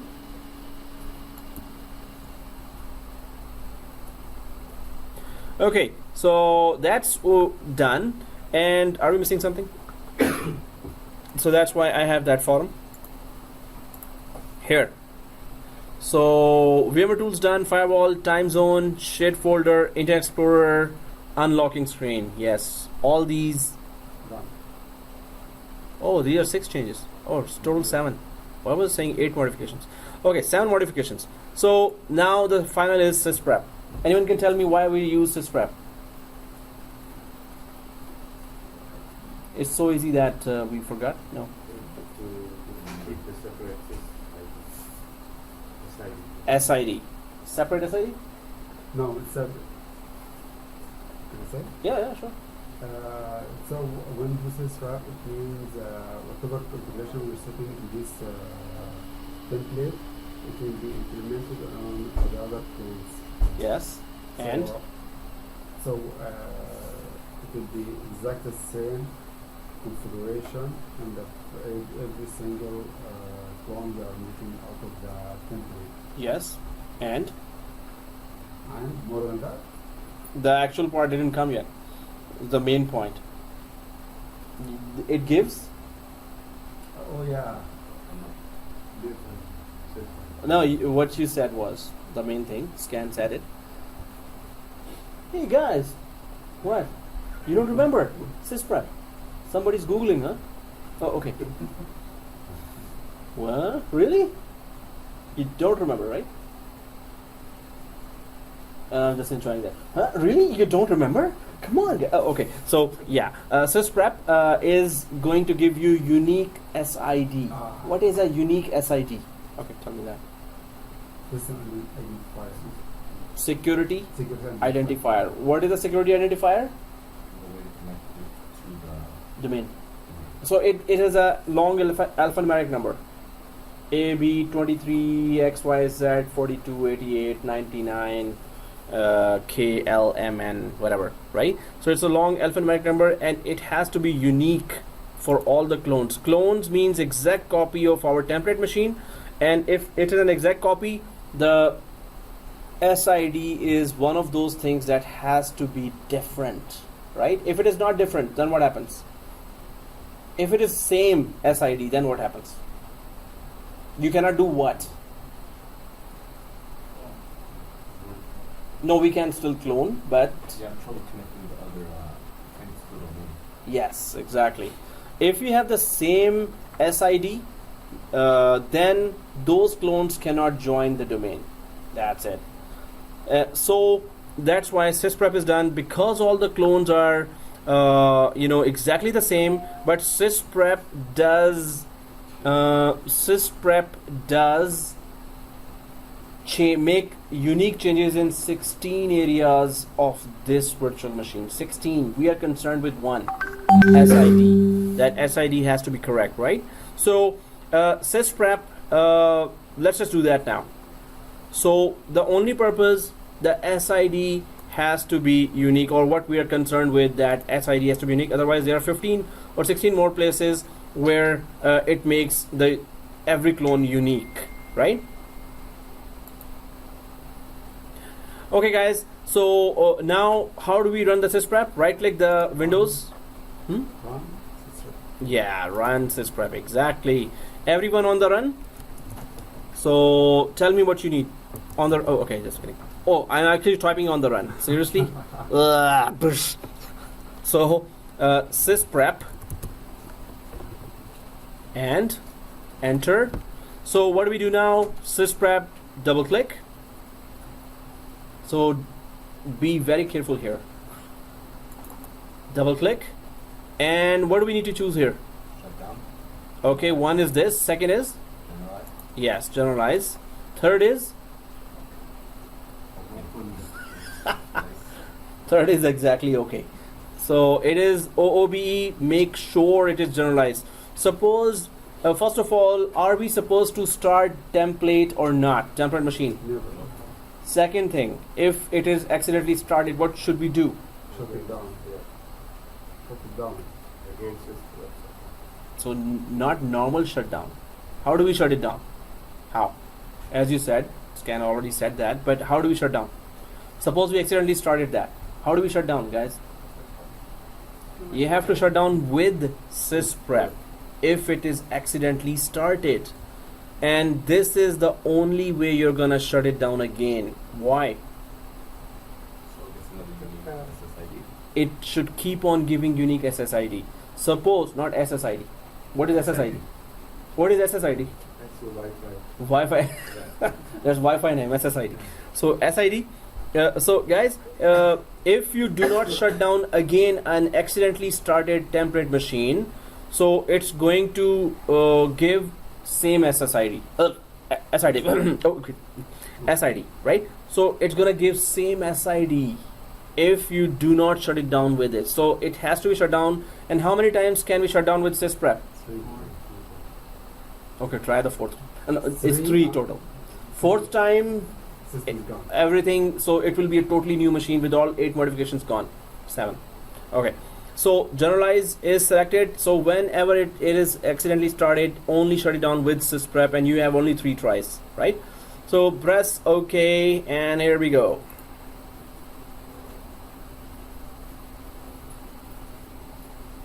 Thought anyone pressed OK early? No? Okay. Hey, where's the nearest sweet shop for halawa and... Okay, so yeah, let's just go. I know ours bakery, but yeah, other than Are that. you recording all of these? Of course. Okay. Oh yeah, I should not be recording. Before I was asking in one previous class, in that same class, no, the other class, that restaurant name for the cool rice. Oh, I'm still recording that. Oh, seriously. Okay, so guys, let's shut it down. So, okay, so here, right now I'm really concerned with food. So all my energies or concerns are for the food only. Okay, so our plan now is this. Template machine created. Create 2 clones, 2 server clones, 2 clones server, 2 clones. Just because it's just server already, we don't have to write that. But we need one Windows 8 machine. Join to domain, right? Oh, we're gonna join to domain later. But Windows 8 machine, and of course within Windows 8 machine, firewall off, activated. Not static IP from DHCP, and join to domain. Okay, so let's just go ahead and so now we're gonna do three things. 2 clones we're gonna create and 1 new installation of Windows 8. We don't need to create template machine for Windows 8 because we just need one Windows 8 all the time, right? So we need 2 clones, which we're going to start now, and 1 Windows 8. We can do them simultaneously as well, 3 machines at the same time, right? But this template machine must never be started, we know that, right? So 2 clones, 1 Windows 8, let's get going. In the 2 clones as well, of course, the main task will be activation. Activation static IP, not dynamic IP, static IP, and rename. So it will be according to the previous lab. So server 1, first clone is server 01, second clone is server 02, and 192.168.200.1 is the first one, 192.168.200.2 is the second one. Okay, so let's get going with our tasks here. Is it shut down for everyone? Mm-hmm. Okay. So this is our template machine for 411. So I'm just gonna drag it to my 411 folder here, 411 folder, and right click, manage, and clone. Guys, always name it according to the specific naming convention. So everyone knows how to create a clone, of course. Manage, clone, and next. First page does not offer anything. Next, guys, link clones. We're gonna save space this time. Let's go for link clone. If you copy this clones for home, make sure you're copying the template machine as well. That's the only thing you need to remember. Let's copy the template machine with the linked clones. That's all we need to remember, right? If you're taking it at home. So create the link clone because we need we need to cover less space.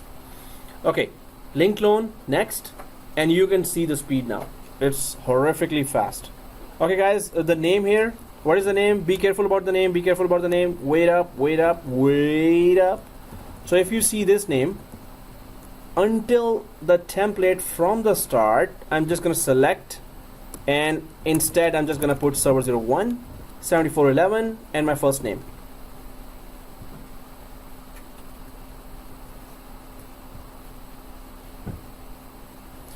Okay, is it done? So do not touch the lower location area here. Location window, do not touch that. So if this is done, server 1, 7411, and your first name, click finito. Done? Wow, you shifted. Way to go, man. That was speed. And done. That was fast, right? Or not? Done? Okay, second clone. Server 2 with the same name, right? Click close. And I'm just gonna put it inside 411 folder. I'm just gonna right click the template machine again. Right click the template machine again. Go to manage, clone, next. The current state of virtual machine, blah blah blah. Just select the first one. Next, links clone again. Everyone sees that? And then again, we're removing till the template. So I'm just gonna start selecting from there. Server 02, 7411, and your first name, and finish.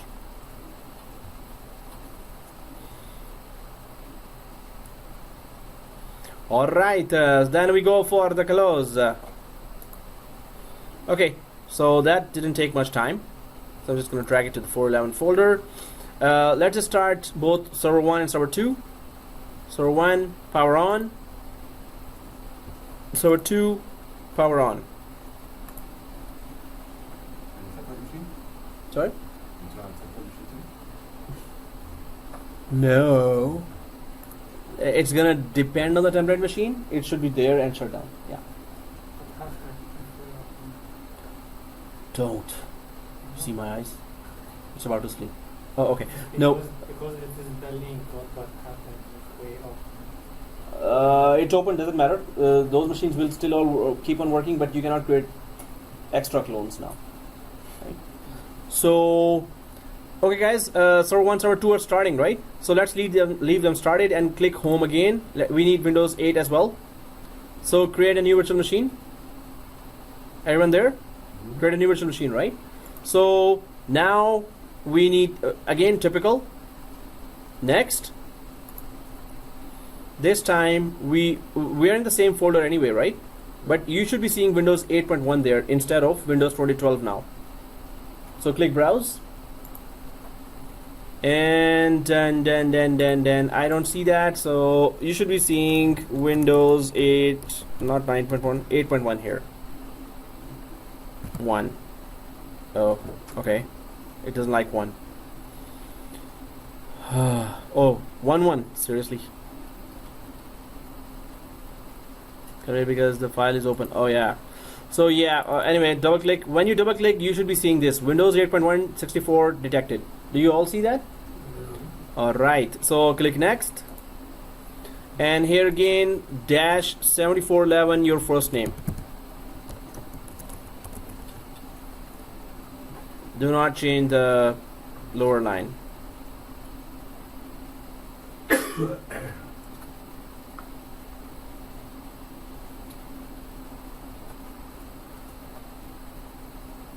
Okay, so next. And 60 GB is okay, doesn't matter, 60 GB, keep it that. Spread virtual disk is okay, so no change on this specify disk capacity. Next. Customize hardware. Customize hardware, it's 2 GB. So 4 we still have enough RAM, so we can just give it 4 GB as well. And processors 1 is okay, 4 GB RAM. And what VMnet we are giving? 11, exactly. 11, and the rest is okay. USB, sound card, printer, display is okay. So 4 GB, 1 processor, and the custom VMnet 11. Click close. Click finish.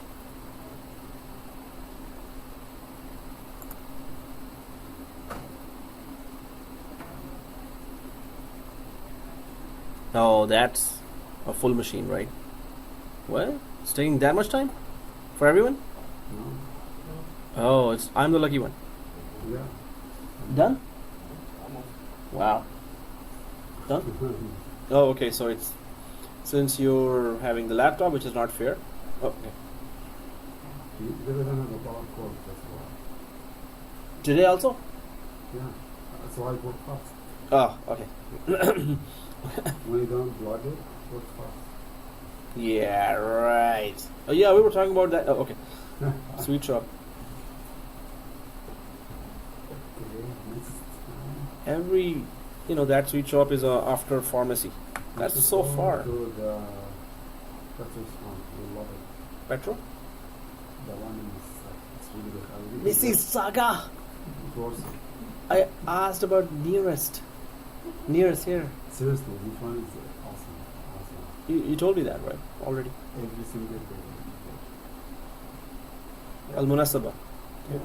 Oh, okay. Oh. It's worth to take your family and go there for one night. Yeah, I will. You Definitely. will love it. That one, like, it's a lot. It's about $20 each. 1 person $20. Seriously, did you have any plate that's 1 person $20? That's too much, man. No. Okay. No, I understand. That is special. I went to pizza and I paid $22. Pizza. Bread and cheese. $22. But that's family size, right? Hey, which area do you live? I think it's very rich area you live. Mississauga. Oh, Mississauga, yeah. You don't live there, right?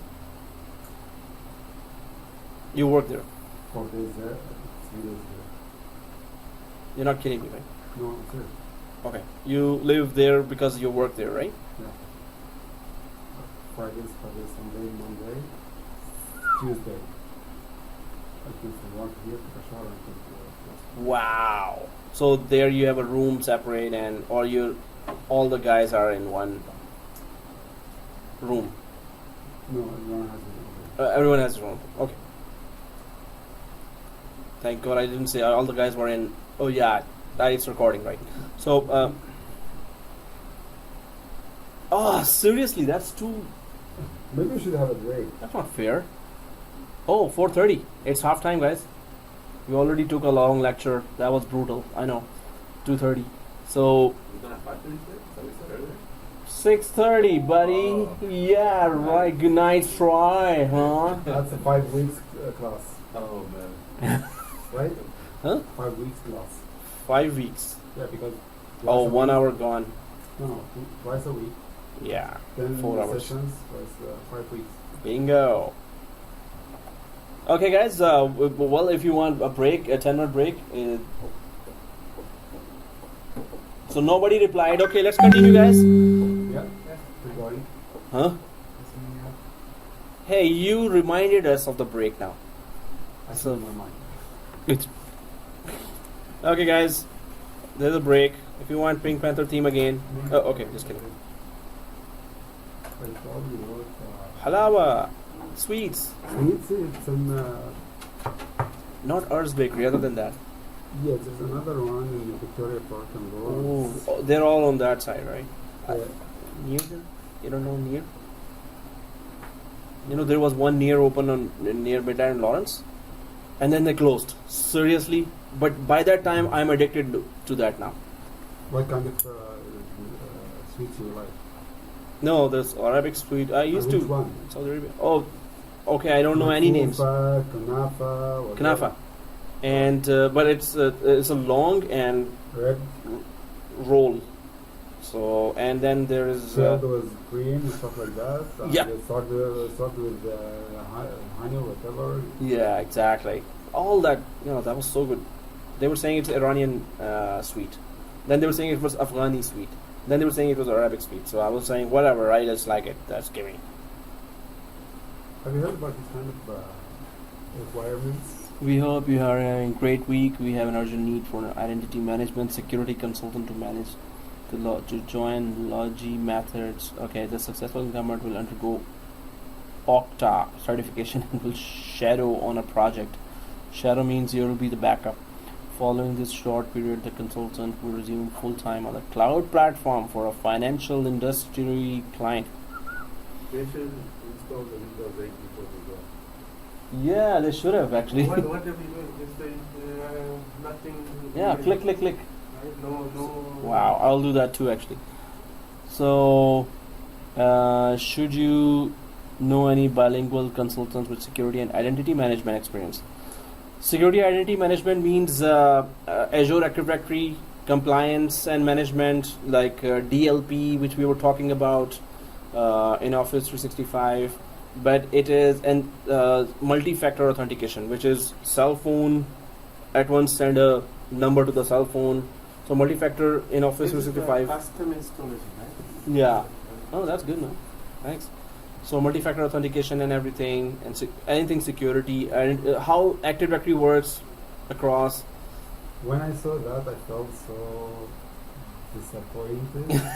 I No, felt like cloud is a huge field, man. I said, I thought I'm getting on the right track, but it seems like I'm very far from the right track. No, there will be many other wordings. Did they say Office 365 at all? Did they mention anywhere No. here Office? So there are Amazon Cloud, there are Google Cloud, there are so many types of cloud, right? So we cannot just say that Office 365 covers all the cloud. Any other cloud will have so many other. In fact, this Office 365 class, I'm going to talk about that. So then you will remember, oh, we talked about that. But this is just Office 365. This, I don't think, if Office 365 is only done, then you can say, yes, Office 365 exactly I've done. So regarding that, Azure Active Directory, I know. If it is just Azure Active Directory. But if it is any other cloud authentication method, there are many other methods that we cannot cover in Office 365. Mm-hmm. It's a huge field, man. Yeah, I know, it's very disappointing, huh? Well, you should not be disappointing right away. There are hundreds of jobs are gonna come your way, and they will have all unique environments. Unique. You cannot possibly cover everything. But once it's cloud, that doesn't mean that Office 365 is the only cloud. There are many other. I told you about my son, right? Uh huh. So he just finished his final exam in UFT Uh last Thursday. Nice. Do you want me to send you his name? Yeah, sure. And Sure. he applied for a job, and he thought this. I sent him a friend. He gave it to the IT recruiter in the company, Okay. and he said he is a little bit away from the requirements as a student. No, so in UFT as a student? Yeah, is it For the co-op co-op. or student summer? Yeah. You know, the higher in the summer Yeah, time. yeah. He said he's not that close to. Really? So UFT should be arranging that co-op for him, right? It is not at UFT. It's I sent it to a friend, Oh, okay. so I want to know As a exactly- co-op, Not a co-op, summer. actual school. job. No, summer school. Summer. I want him to practice. Yeah. Like he's learning Okay. a lot in So school. why is your friend saying he's not?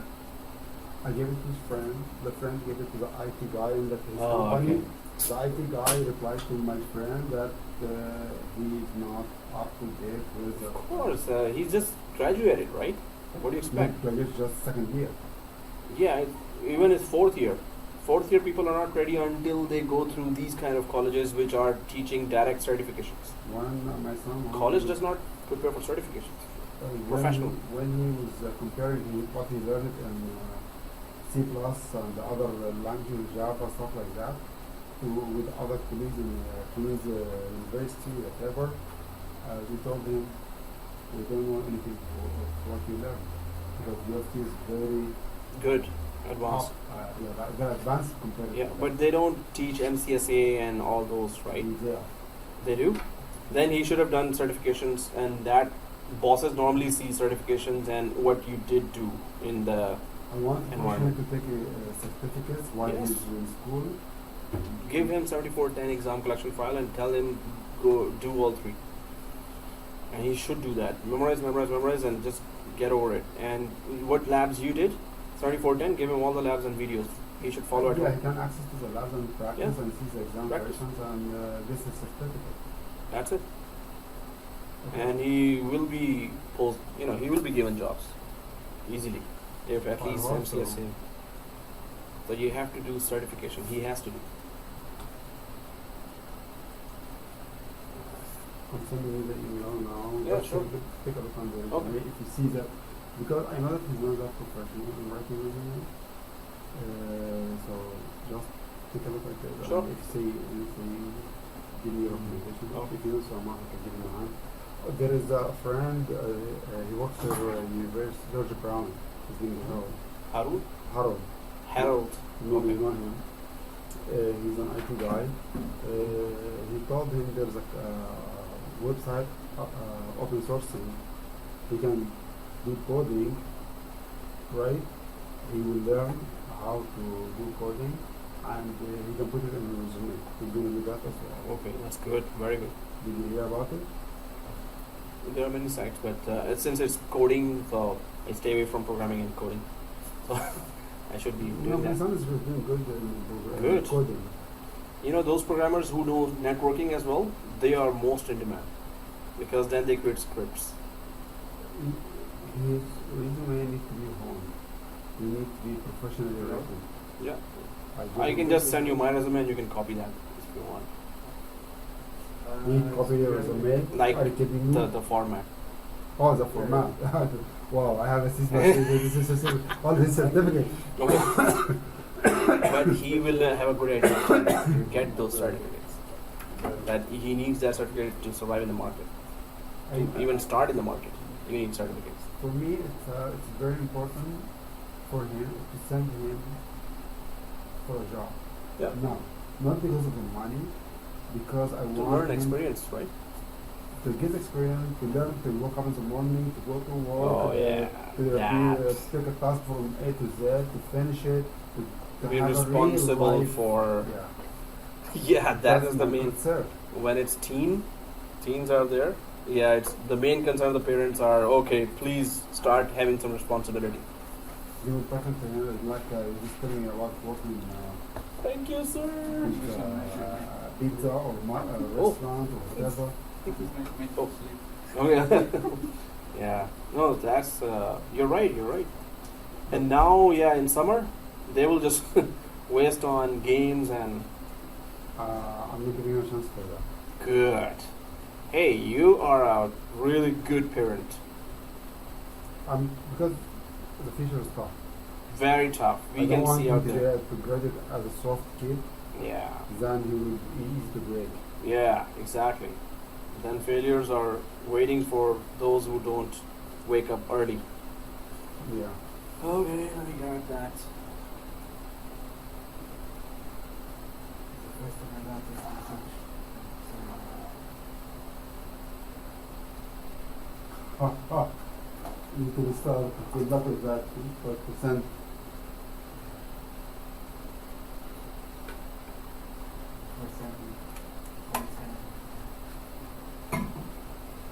Wow.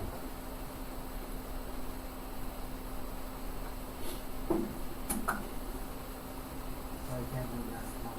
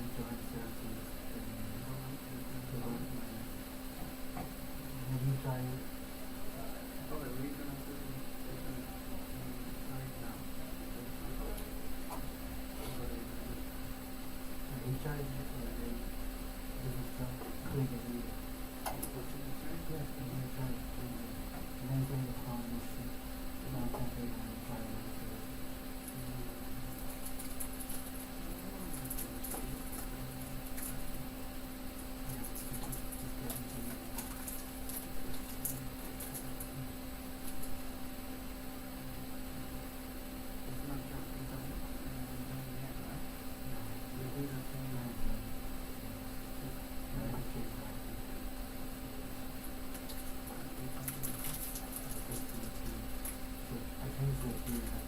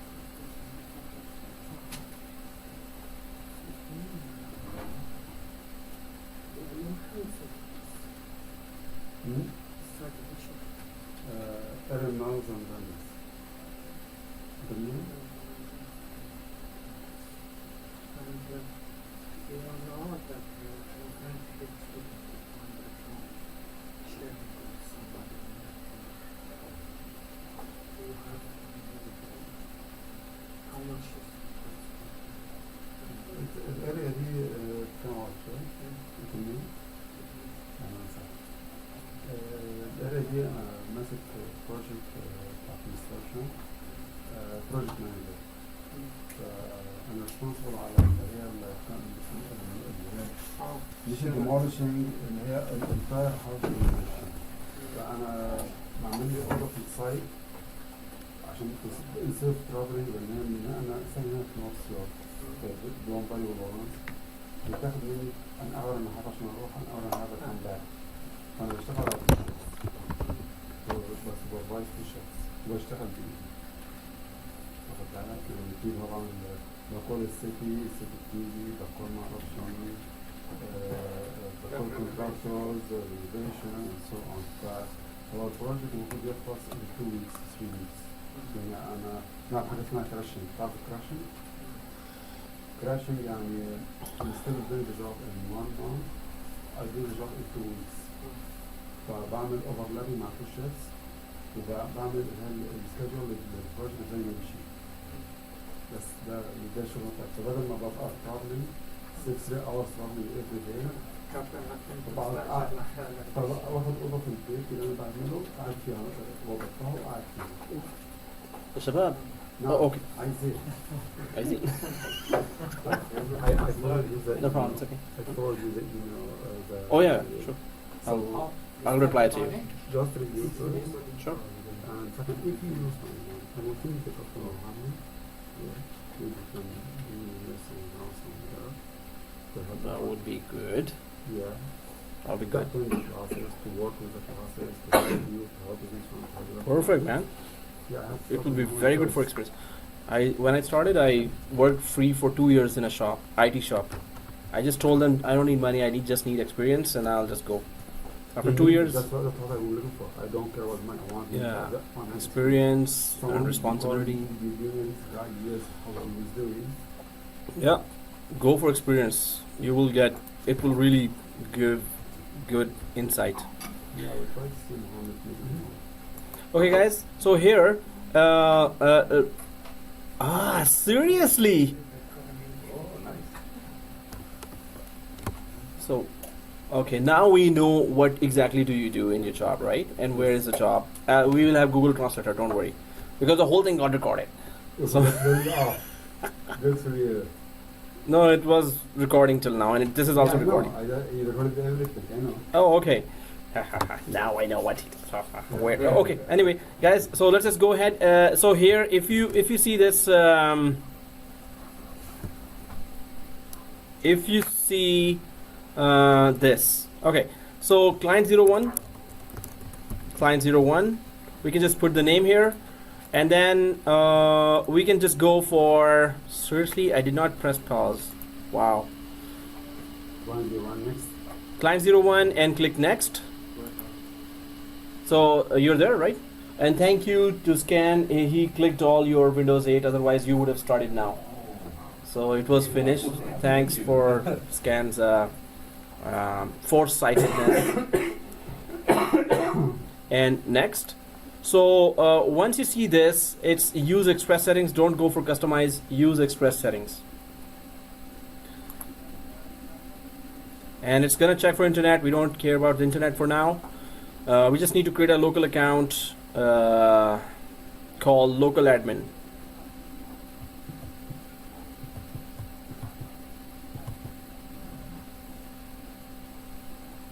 Wow, it's taking. So if you see this, your account, and on the right side bottom, do you see create a local account? Yeah. Okay, so click that, create a local account, and then go for local admin, like Aziz. And of course the class password. So local admin and the class password. Please do remember. And password hint, of course, ABC. So local admin, class password, and password hint ABC. Click finito. Click finish. And now, so while it is finalizing your settings, let's go for clone 01 or server 01. So everyone on this stage? No, Okay. No?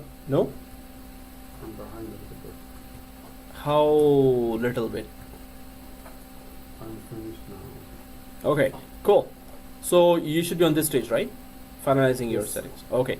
So guys, while it is finalizing its setting, let's just go for server 1 here, which is the clone that was started. So on server 1, if you click, you should be on this stage. Yeah. Settings, right? Yeah. So click next on the server 1. We're all there, right? And just give that password. Accept the license agreement here for server 1. I accept and give the password. We know the drill here. Class password. Press enter. And then log in from server 1. Okay, so log in from server 1. Class password.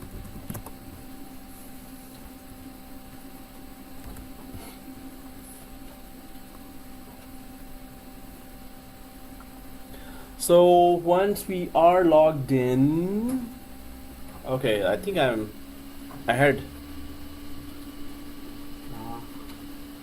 Okay.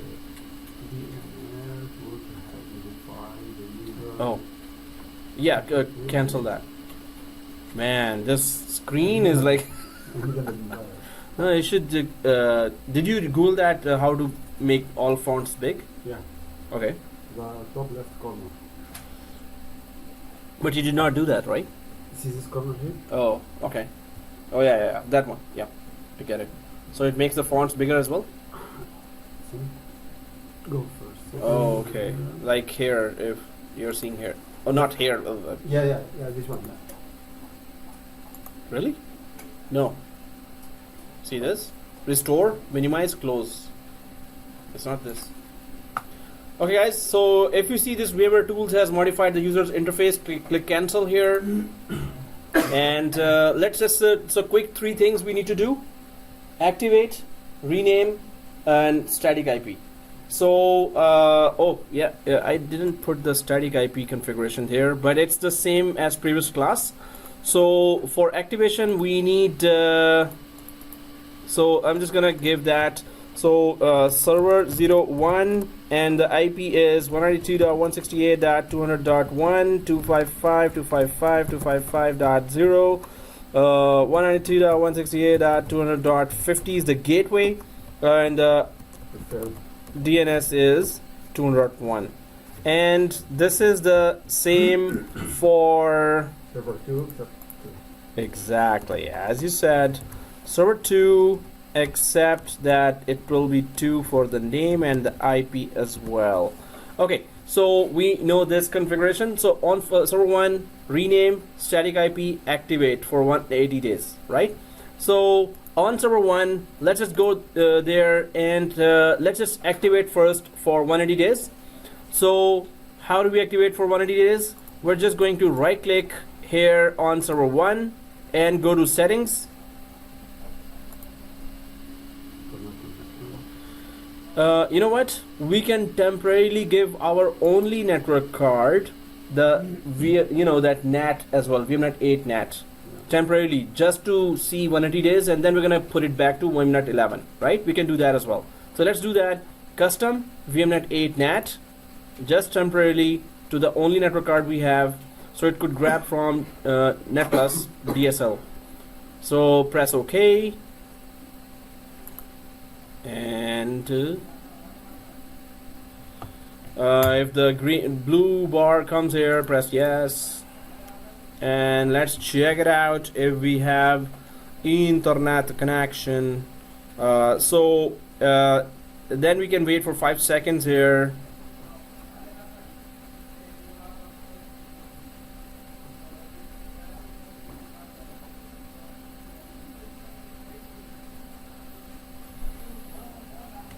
So I think 5 seconds are passed. So if I go for minimize the server manager, and now right click on top of this desktop area on top of the clock, Okay, good. 180 days is there. Everyone sees that? 180 days, this one? Yeah. Okay. Let me know. Yes? Wow, that was fun. 180. No? This one not Right click refresh. 180. 180 days. 180. Yeah. Everyone sees that, right? So scan. You do? Okay. Okay. So Sanjay? Okay. Tess? About to be there. You're like way ahead, right? Oh, okay. So guys, when it is there, right click server 01 and put it back to VMNet 11 because now we need to give local static IP. Server 1 settings,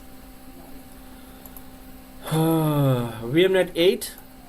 So give it down, go way down to VMNet 11, right?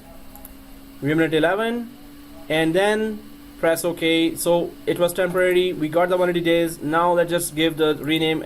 First give the static IP, then rename and restart.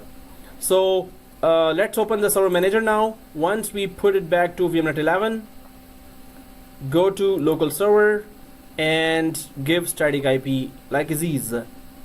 So Ethernet 0, IPv4, IPv4, click that. Ethernet 0 again, double click that, properties, uncheck v6, double click v4, use the following IP address, 192.168.200.1, subnet mask and gateway, 192.168.200.50, and preferred DNS, 192.168.200.1. Alright, if everyone got this, then rename it to server 1 and restart.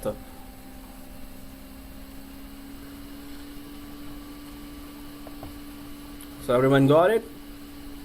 Yes. Okay, thank you for the reply. Press OK. So scan, you're there for the IP? You're adding it, right? So it's this.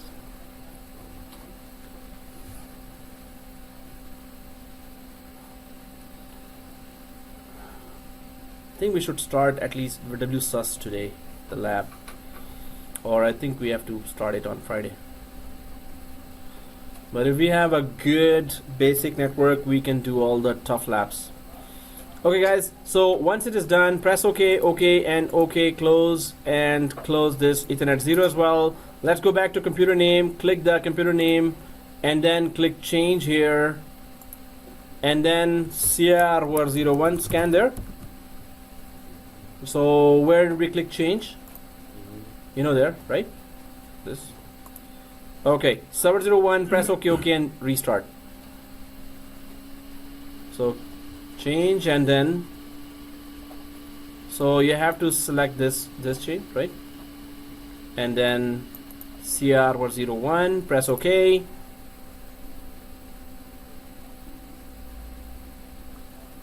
And press OK and close and restart it. Yeah, let's go to server 2. The 3 tasks here: activate, rename, IP. So I'm just going to go to server 2 now. Let's click server 2, click next. While it is restarting, server 1 is restarting. Let's go to server 2 and click next, and then we're going to go for the license agreement, and then go for the password here on server 2.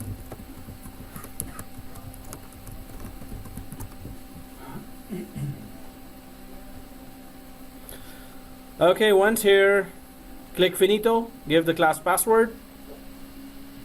Everyone there? Or way ahead of me, I guess? 20 years ahead of me? Oh, okay. That's too far, man. You should be flying in the cars now. Oh, flying yourself, actually, after 20 years. So server 2 here, and then Control-Alt-Delete, log into the administrator.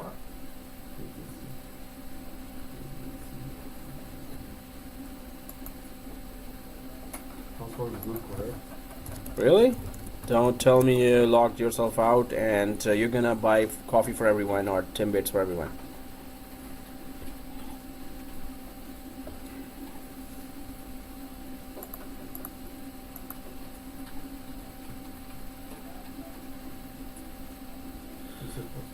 Server 2 logged in.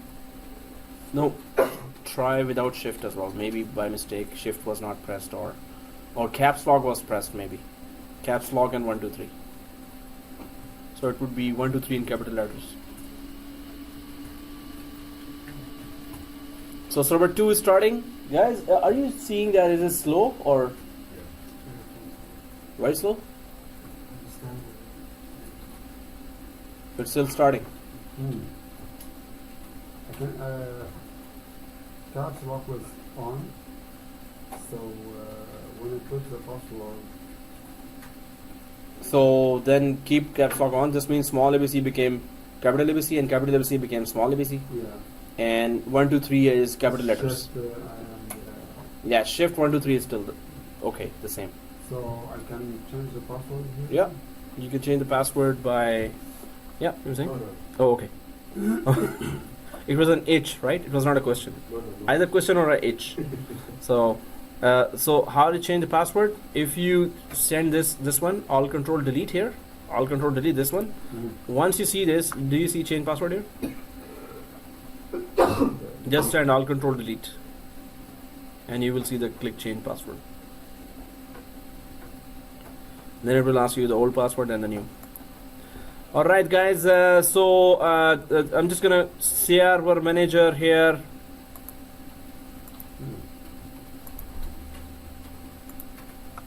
Did you change the password? No. Oh. Some, Okay. So local server, and then okay. First the activation. So we're just gonna temporarily change the VMnet 11 to VMnet 8 on server 2. Server 2 settings. VMnet 11 temporarily changing to VMnet 8. Oh man. Because it's a linked one? Sorry? Because it's a linked one? Is that why it's moving slower? Yeah. Oh. Hey, whose idea was that? Okay, mine. Oh, okay. Still on. Okay. VMnet 8. So VMnet 8 here, and press OK.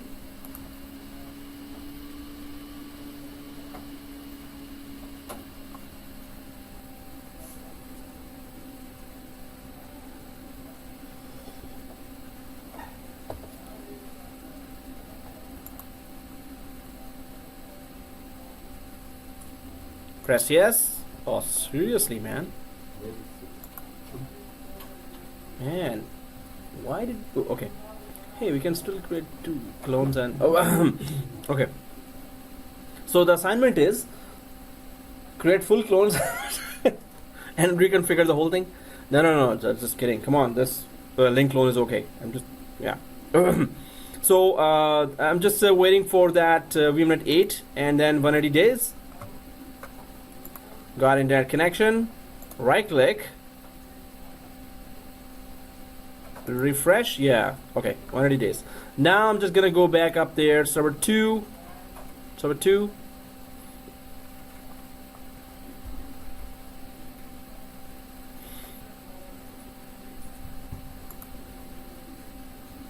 Settings. Go back to VMnet 11.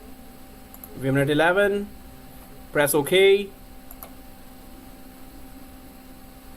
what time is it now in recording? The recording. Time Time recording. 2:23. So you're gonna remember that from there you stop. Because I have Oh. to delete server 2 and then- Really? Yeah, something with password. Ouch. Okay, guys. So server 2 here, and so 180 days is done, and I'm done with the activation. Now I'm just gonna go for the static IP and password, the rename. So Ethernet 0, not connected. Not connected. Seriously? Anyone seeing Ethernet 0 as not connected? Auto refresh. No. It's it could be that. No, refresh won't. Okay, I knew that. Refresh. Oh, thank you. Yeah. So, okay, guys. So here, click that and Ethernet 0. Yeah, you know the drill. Just give the second IP address. Make sure you're unchecking V6 Internet Protocol version 6.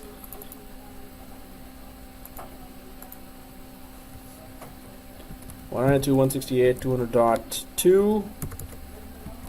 Yeah, I know it's a very boring task. You can even do it and have a nap during doing it. So if you don't snore, it's okay. So 200.2, 200.1, press OK, press OK again, close, and close. And refresh 200.2. So now just rename and restart, and we're good. Change CR02. Press OK. So you're done, Sanjay? Already? Wow. Scan and pass. Done? Okay. So we know the IP. You guys are done, right? Yeah. You're in the front row, so you must be done. What does it do with front row? Windows? Front rows? Okay. Restart now. Okay, guys. So let's just quickly go for server 2 is restarting now, right? So you have scanned, you have given IP, so you're gonna rename as well. Yeah. Rename and restart. So after rename and restart, so guys, let's go to server 1, yeah, we have still good time. So we're gonna just go for server 1 login and Active Directory, rename the admin account, and very Active Directory. Let's just go there. Log in from that admin account, netadmin, and DHCP we need to install, DNS we need to properly configure. So there are many tasks. I'm just gonna line them up here one by one. We could follow that. So here, now the next main steps are install AD, DNS. This will be installed already, but configure DNS. So it could give a proper, NS lookup, FQDN full. Then install DHCP and check with Windows 8. Then we go rename netadmin. We can do that right after the Windows Active Directory installation. And then join Win8 and server 2 to domain. And by netadmin account. And then we can try to do WSUS at least. We can start it on Friday or we can start it today. So because Amr is stuck, so we can start it today. It's okay. Oh, no, just kidding.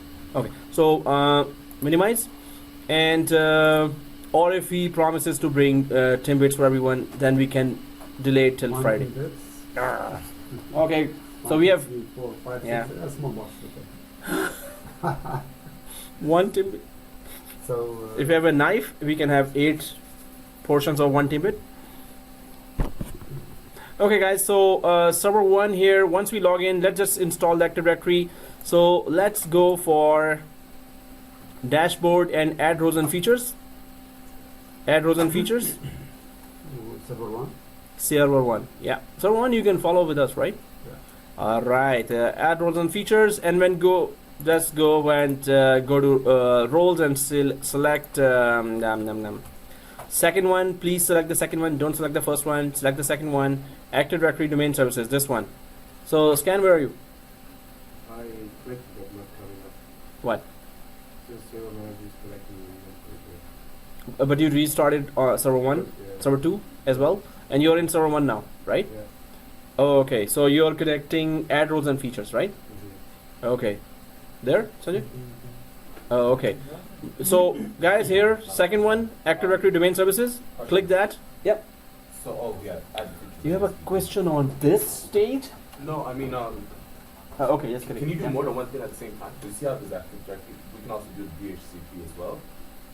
Or it's, do you want to do one at a time, just so you can see what's going on? Well, we can do 2 things at the same time if everyone is on the same page. Yeah. Oh, okay. No, I was just trying to get an idea. But yes, we can do. It's just that DHCP has some smaller things to do as well. If we miss that during this installation, well, we're stuck. So we're better So off better in active go for environment, separate. Just do one by one. Exactly. So nothing. Okay. Especially in production, separate. Okay. Yeah. Yeah, you see? Okay. Scan, you're saying? Service mode and Are you on this Yeah. page? Okay, add features. So it's the second one, right? uh, And next finito, right? So restart, if there's a pending restart, that's a very dangerous thing to be on pending. So always click that and click install. Right here. Okay. Well, we can do what? While this is installing, guys, we can go for Windows 8, right? Well, we can just save time. Activate, specially activate, exactly. So, how long does an evaluation version of Windows 8 gets activated? 90 days, exactly. So, let's go to Windows 8 now, and I think everyone should be on this orange screen.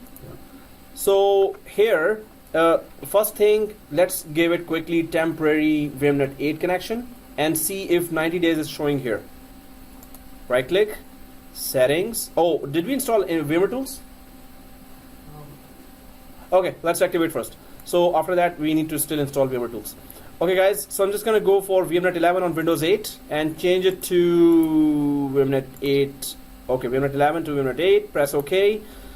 Make sure you see 90 days.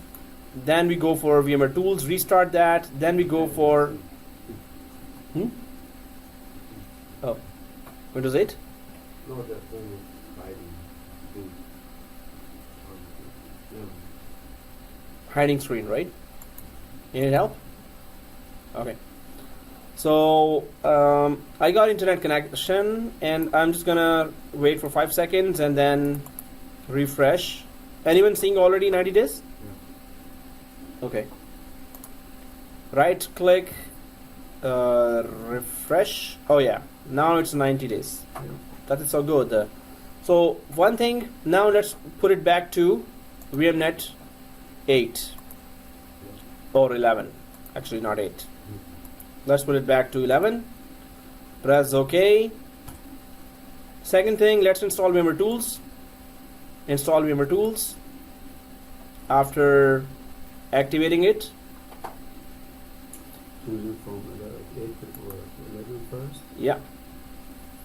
After 90 days is showing, yes. Okay, yeah. And then install VMware tools. So I'm just waiting for, I'm gonna go to the file explorer or the yellow folder.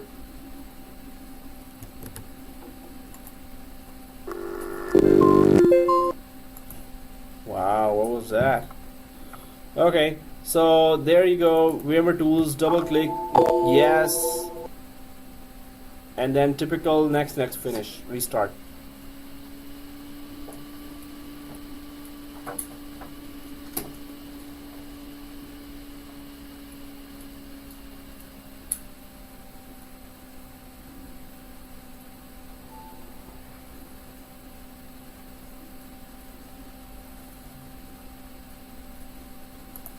Okay, next, finish.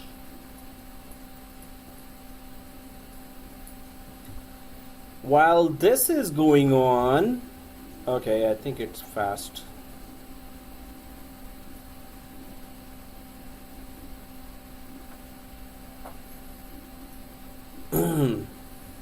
Installing thin print drivers.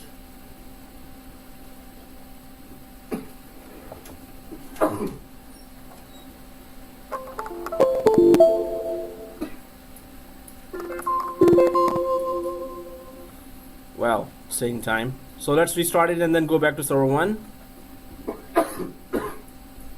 Click finito. Yes. So restart the Windows 8. Everyone started Windows 8? Yes. Okay, thank you for the reply. I think Taz is already done with the... Oh, okay. Sanjay, go. Windows 8. Scan, you're there? Install member tools. Hey, that was fast. Okay, server 1, let's go back to Repair or move. repair for VMware tools. Yeah. This means it's already installed. Server 2, okay. Repair. Okay. Prefer you want to configure, yes. Okay, guys. So here, promote this server to a domain controller. Everyone on server 1. promote this server to a domain controller. Server 1, go back to server 1, click that server 1. And which one should we choose here? Second one, right? Third one. So promote this server to domain controller, right? Yeah, click that. And as always, net+domain.local. And it's not case sensitive.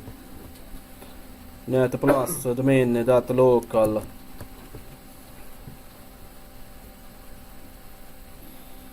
Alright, so net+domain.local next.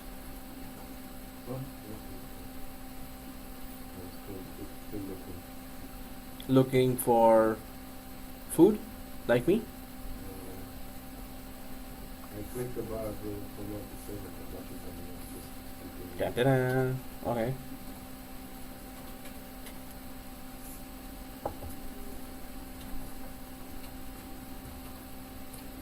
Add a new forest, net+domain.local. So, is it loaded now? From the yellow triangle. Yeah, from the yellow triangle. Exactly. Next. So before scan could reach, let's quickly go ahead. And can we select RODC here as well? This one? No. The first domain controller has to be read and write. It cannot be read only. So the class password for the backup or directory source restore mode.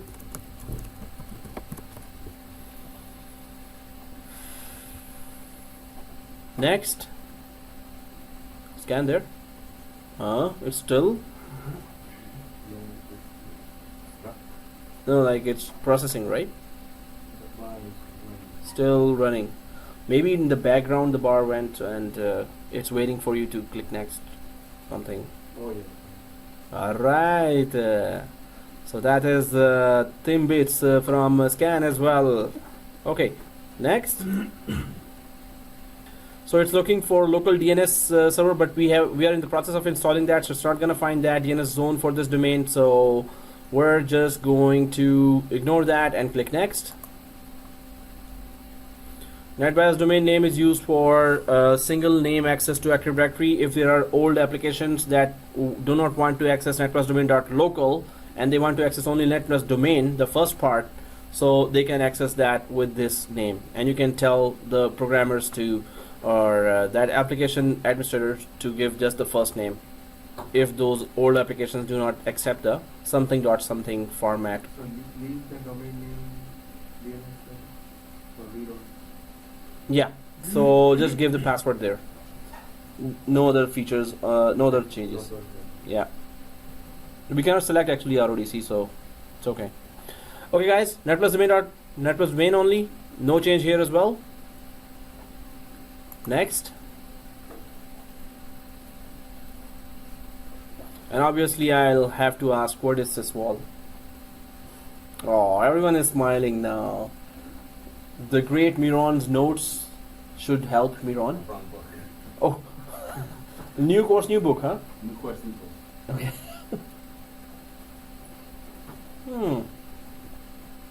Syswall, we forgot, right? System volume. And you always say that whenever I ask. What is the purpose? What group policies were. Good. Hey, his notes are really good for If the you job. remember, we asked the same question in the last class. We gave the same answer. You also said system volume, right? No. Oh, okay. No. Who? Miron also said Miron. system volume. We gave us the definition. I gave you the name. Okay, same. Oh, Yeah. teamwork. It's a teamwork. Yeah, if we go for interviews, 3 hours, you ask a question, I'll give the system volume and you give the definition. Teamwork. So Teamwork. we'll be hired and we get paid. I'll get paid. Okay, then it's okay as long as I get paid. But that's not all. The definition is not complete. Hey, that's not good. Like half of it too. Half somewhere else, half somewhere else. It was top secret actually. You know. And they're launched across the domain. Okay, still there is one more thing missing. So open the third notebook now. No, just kidding. So, system volume contains group policies and scripts, and from there, those group policies and scripts are launched across the domain to users and computers. So scripts is missing only. All the fact that they say script. So But group the second policy part and is that scripts, they're launched. yeah. So group policy and scripts are launched to across the domain to users and computers from from system volume. So group policies and scripts are launched from system volume sysvol to across the domain. So please have your notes ready for this. Write it down somewhere, and or try to remember that in an interview they will ask that. In the network, Mhm. the user can able to delete this folder inside and the folder itself. The user cannot go inside. No permission to the end user. They will see the folder over the network, but they cannot enter. So sysvol here. Next.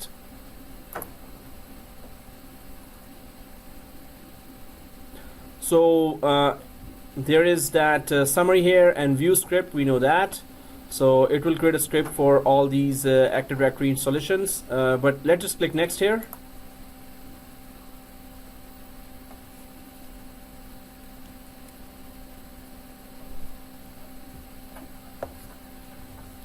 Scan there. All right. There, everyone, and in Amr also. Hey. So the second machine started. Ready? I created a second third clone, which is server 22. So Oh, okay. But you can delete the previous one. It's I not- cannot give it the same name, so I have to delete it first. and then- Exactly. Yeah. So that's why I give it 22. Click install. 5:30. Hey, nobody's counting the hours, right?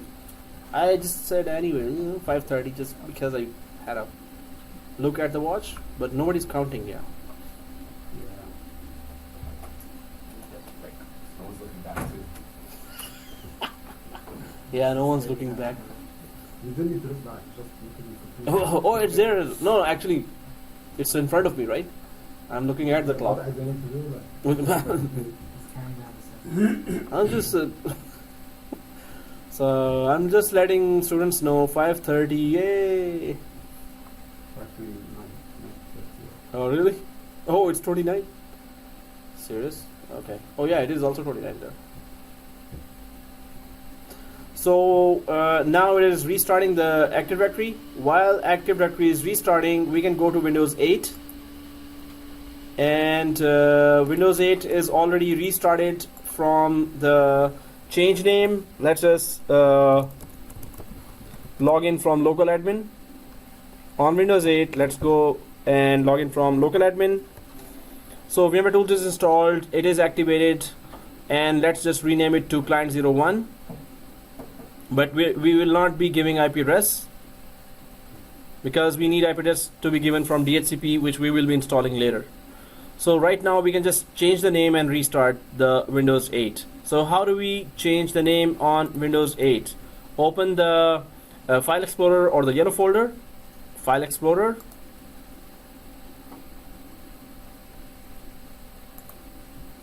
Just open that, right click this PC. Local admin. Local admin. Yeah, local admin login, Windows 8. Open File Explorer, right click this PC and go to Properties.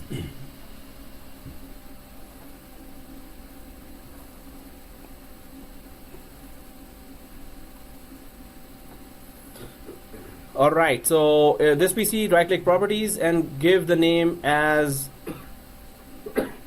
Oh, okay. Didn't we give the name already? Yeah. I knew that, yeah. Okay, so the only thing remaining is IP address. What else is remaining? Now this is DHCP. So, We are going to Yeah, so we're gonna wait for the DHCP to be installed, then it can get IP address, and then it will join to domain. But we can still turn off the firewall. Yeah, you were saying? The last step in doing that thing is File Explorer. Where do I have to go? So, well, we're not doing that, but yeah, where we went was this PC, right click, and properties. This PC, right click, and properties. But the name we already gave when it was installing, so we don't have to do that. But we have to go for Client client are here. Okay. Guys, how do we turn off the firewall? Right click here, firewall off, right click here and go to control panel. Right click here and go to control panel. And then system and security. Firewalls. And then the wall of fire. Windows firewall. And then turn Windows firewall on or off. Turn off. Press OK. Well, what else? That's it. Windows 8 is ready, but we still need to do one DHCP IP we need to confirm and then join it to domain. That's only two things left. Server 2 also only join to domain is left. So server 1 now everything has to be done there. So let's go back to server 1. Is it restarted? Restarting. Ding, ding, ding.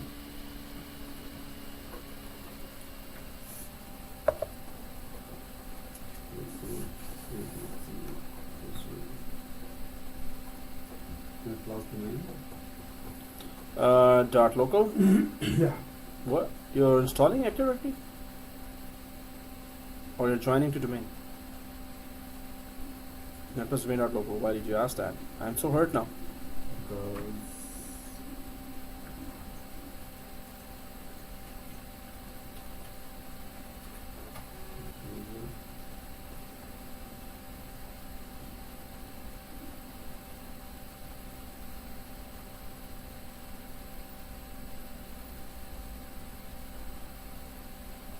Oh, it's logged in, right? Oh, ready. So let's log in here and networkdomain.administrator. So let's just put the class password here and we have to put the correct password as well. So first thing is that we go for users and Active Directory users and computers and change copy the administrator account to netadmin and then log in from netadmin, and onwards we're only going to use netadmin. So as soon as this CR manager starts, then we go for tools and Active Directory users and computers. Everyone there? Yay! So tools and Active Directory users and computers.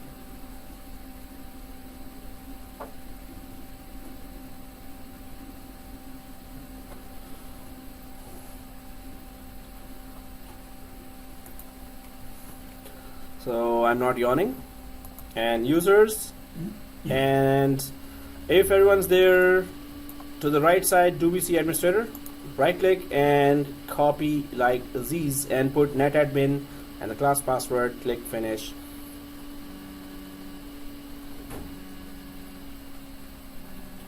So everyone there?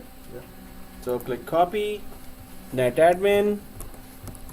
Oh, come on, I'm in the class.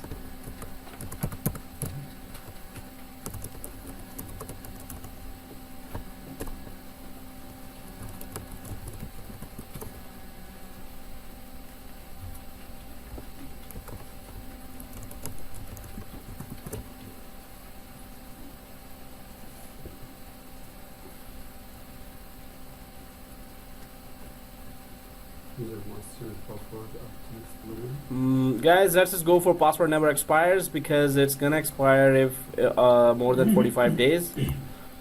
So password never expires, but just only do it in the private environment. Don't do it in production environment, never. So let's click next for netadmin and finish. Everyone do it done? All right, so we log out from administrator and log in from netadmin.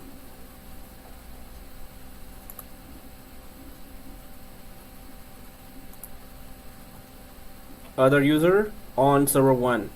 On server 2 as well, after joining to domain, we're going to log in always from netadmin. Other user on server 1 and netadmin,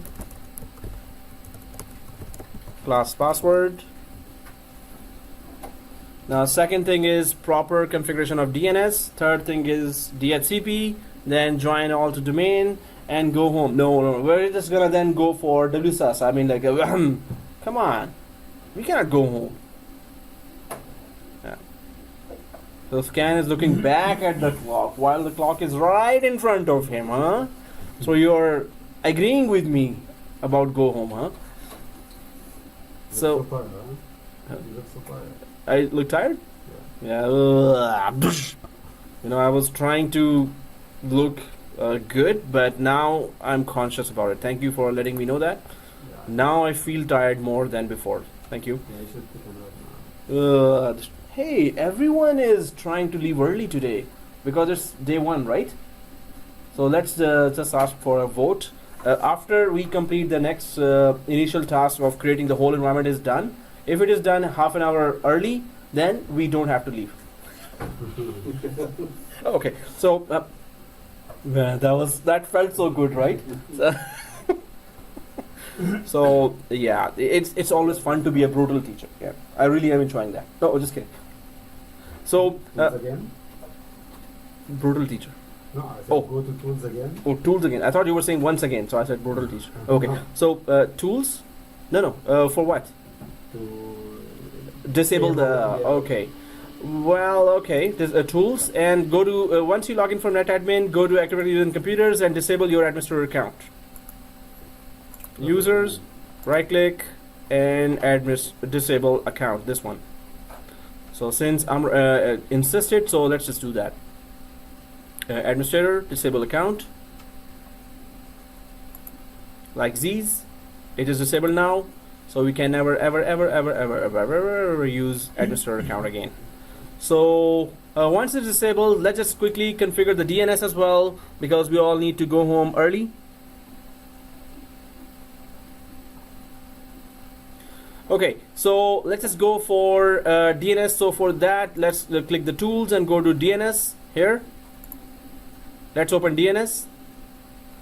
And what we need to do is, if you have opened DNS on server 1, go for first go for forward lookup zone, and then expand the netplusdomain.local. Everyone there? Oh, Yeah. you guys are fast. BasicScan, you're there? Hey, Sanjay, you're there? Maybe 1 minute. Oh, 1 minute? Yeah. I can reach moon by that time. I'm still doing the NetAdmin thing. Okay, yeah, sure. We still have a long time. We can wait. Although everyone wants to go early.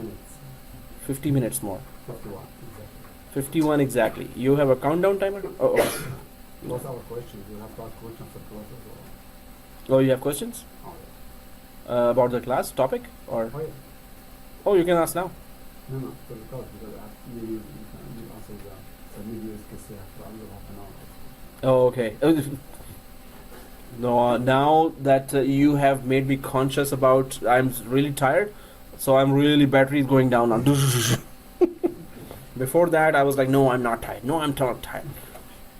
Now you say you look tired. Ah, the damage has been done. Okay, so Sanjay, where art thou? I'm not doing it. All right. You can go straight to DNS. Now is the time everyone is looking like 2, so the class has increased in students. That's good, but all of you have similar clothes. I don't know why. So okay. So Sanjay, the whole college is looking for you. I'm disabling administration.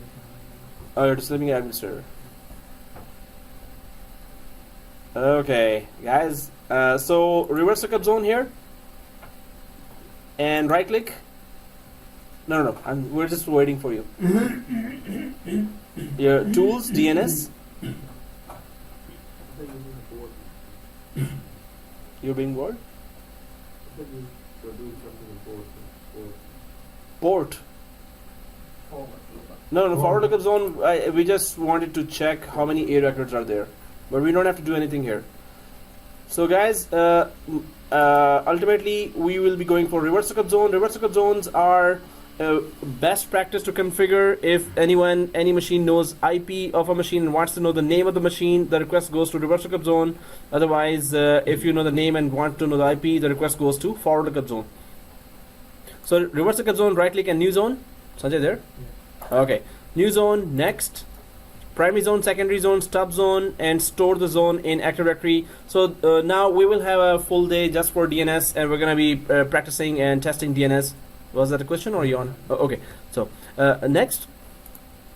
And to all DNS servers running on domain controllers. So if you want to tell other DNS servers in the domain or tell other DNS servers in the forest, we just have one DNS server, so we don't have to tell anyone else, or older DNS servers, so nothing applies to us. So we're gonna keep it as default and click next.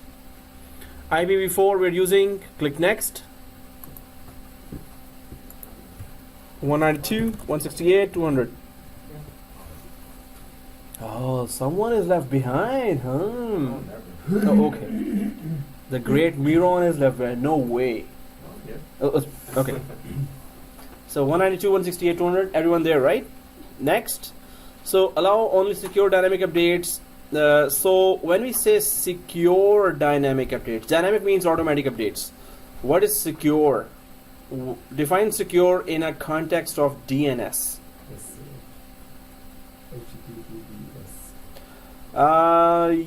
Yeah, it's kind of that, but not exactly. So secure here means that if Active Directory know this server, if the server which has DNS is joined to domain as well, this means Active Directory knows that server. This means it's a secure server from the point of view of Active Directory, right? If the server having a DNS is not joined to domain, it's a non-secure server. So a non-secure DNS server can update a DNS server which is joined to the domain, which is called secure server, right? So, but here we're going to just go for allow only secure dynamic updates, right? The option is available only for Active Directory integrated zones. So if there is another server that has Active Directory as well as a DNS server, then it's just going to consider it secure, right? Okay, guys. So next. And finito. So we have configured forward lookup zone ourselves. Now on the top, do you see server 01? Right click and refresh. Just a couple of million times. And once that is done, minimize that DNS zone. Let me know if I'm going fast, so I could go faster. No, just kidding. So minimize, and then we right click again and go to command prompt admin. We're gonna run two commands. I hope anyone remembers those. IPconfig. Yes. Sys. Huh? Flush. Hey, did you say fleece? Fleece. Fleece. What's that, man? That's good, but we can just come up with a new Windows with new terms. So press yes here and go to command prompt here. So ipconfig. You just only said ipconfig. That's not correct. ipconfig space flush DNS. ipconfig. So if we, oh yeah, so I didn't say that which is it related to.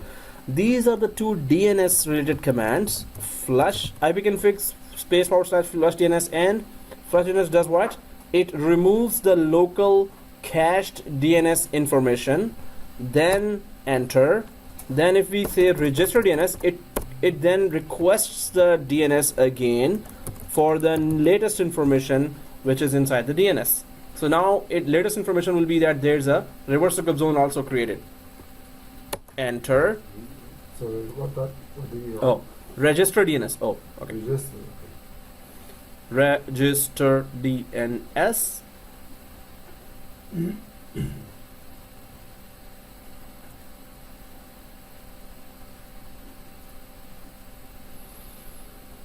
Okay, so after putting these two commands, everyone put it right? Okay, so there's how to check the FQDN of a DNS. There's one command for that. No, that's for release renew is for DHCP. Flush register is for DNS, release renew is for DHCP. But there's a command that tells us what is the FQDN. Yes, exactly. NS lookup. NS lookup and press enter. So see, there you go, localhost. Okay, that's wrong. So everyone sees the localhost, right? Localhost? No, localhost. So This request turned out. yeah.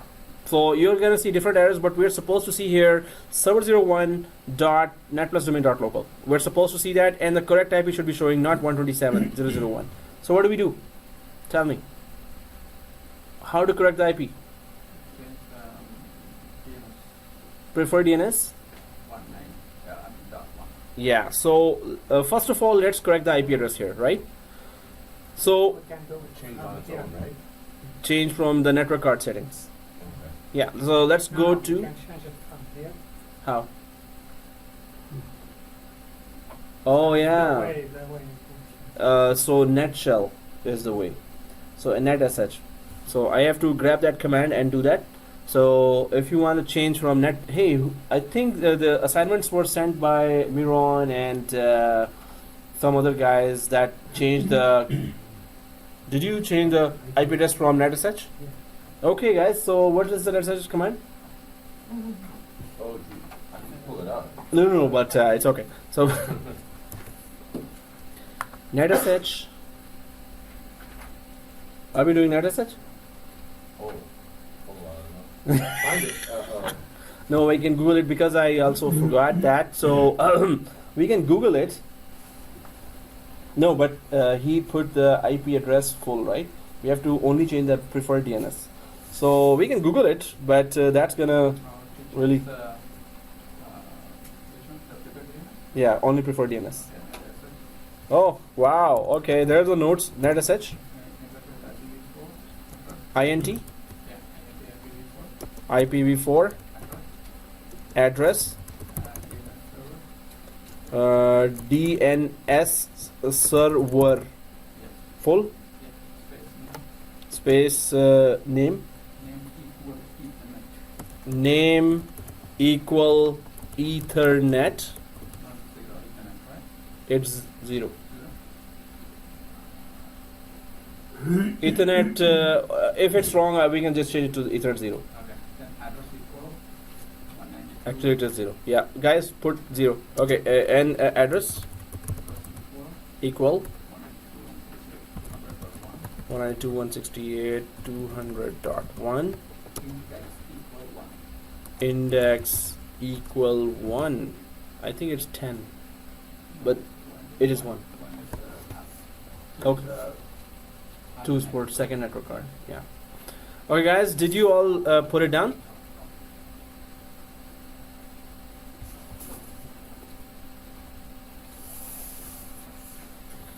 Well, I'll press enter or okay. Let's let everyone write. Are you able to see that? Yeah, but Let me just. Yeah, you're saying? the IP address is correct. 192.168.200.1. This is the preferred DNS we need to give again. I'm not doing it in the C drive though. Would that be a problem? It's okay. Okay. So did you do that? Did you press enter? No, nothing. So if we press enter here, So- yeah, IPv4 address, device name was not found. The following command was not found. INT IPv4 address, the whole thing. Somewhere with the caps. Caps. Maybe Unrecognized command. if I just change the DNS here and capital S to small s, DNS server. So there's double S, right? And I press enter. Again, not found. Is it NetSH, NUTSH, and then interface or INT only? INT and then IPv4 and then space address, then DNS server. There is no address equal DNS server or just space. I don't think it's from Ethernet. ETH 0. ETH 0, right?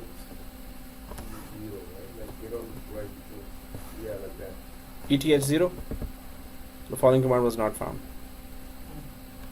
Okay, guys. So we tried, and now Wajdi will be giving us 10 bits for. No, just Try kidding. your index 10 into No, we can Google it and we can just test it. That's why, well, I should have those commands on my forum, so I'll start putting them. So right now, let's just go to Server Manager and save the remaining time, local server. So local server here, and then go for Ethernet 0. Yeah, it is all Ethernet's full 0. And click that 200.1, double click Ethernet 0, and properties, and V4, double click, and then 127. Let's just change it to 192.168.200.1. All right, press OK.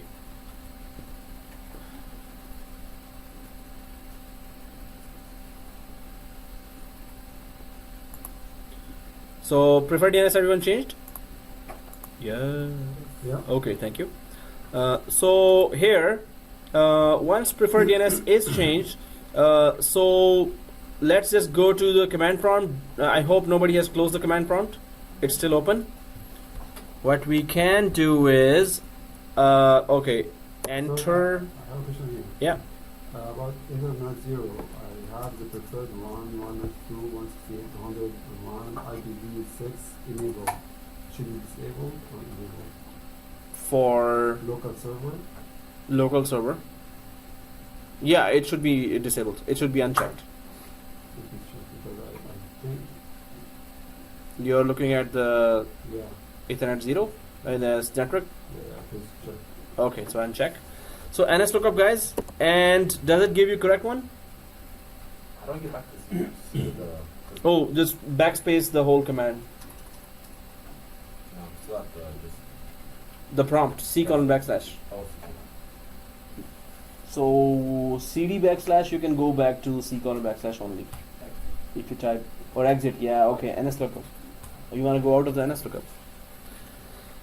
Okay, guys, so you should be seeing FQDN like this. Z's one. Let me know if you see that. When you type NS lookup again now, you see that? How do I bring up the Windows system? I just had to. No, how do you go out of that? So it's Control C. Oh yeah, you're inside NS lookup, right? So Control C. You were inside the So this- command. Oh, this command prompt. Then Now he's okay. He's back. okay, cool. No, you remember the other command, that net sh command? Oh, okay, It's running in the background. Right? Okay. Get out to equal okay. One more default server one. I have here unknown.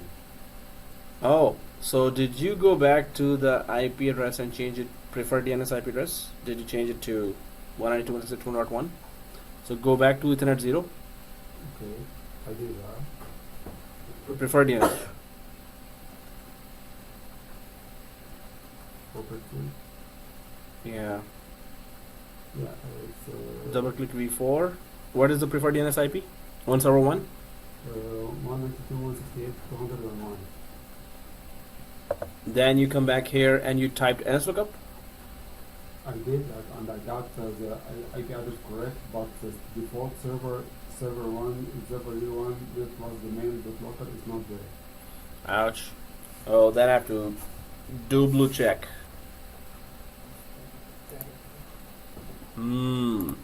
So guys, oops, resuming. So guys, here, anyone in the process of joining domain server 2? Server 0 or 1? So server 2 has to be joined to the domain. Okay. So let's go to server 2. Let's just only join server 2 but not Windows 8 because we haven't installed DHCP yet. So server 2, let's go login. Server 2. So at this time, can I log in from NetAdmin? No, Why? because Not joined. Because we haven't joined to the domain, exactly. So enter from local administrator. Everyone log in from server 2 local administrator. yeah. Now let's go to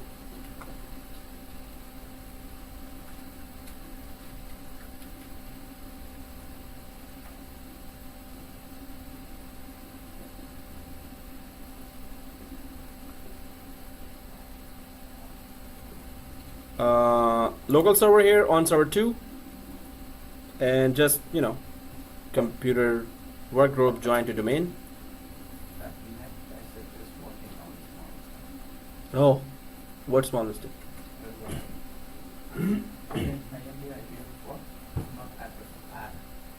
Oh, it was add only, not address. Okay. So the first add, or every time we typed address, it was just add. Oh, ADD.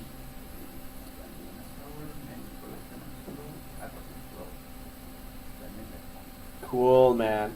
So I knew you will double check that and triple check that. Cool, very good. So work group, click work group, and go for change. And click work group, go for change. Everyone there? Click work group. Okay, work group here. This one, server 2. Oh, okay. So and then domain. So let's see who gets an error here. Net plus domain. Maybe I will get. Maybe I will not get. Dot local, right? So once we press enter, you should be seeing this prompt. And now you can put netadmin and the class password. You see that? Oops. Okay. Then restart. Net admin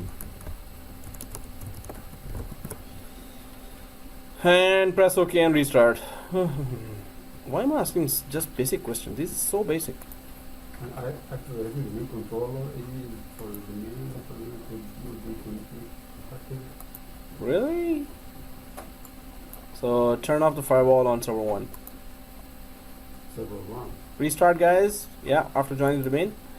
So it could not be contacted. Did you change its VMnet back to VMnet 11? If they are on same VMnet, then only they can join the domain and communicate.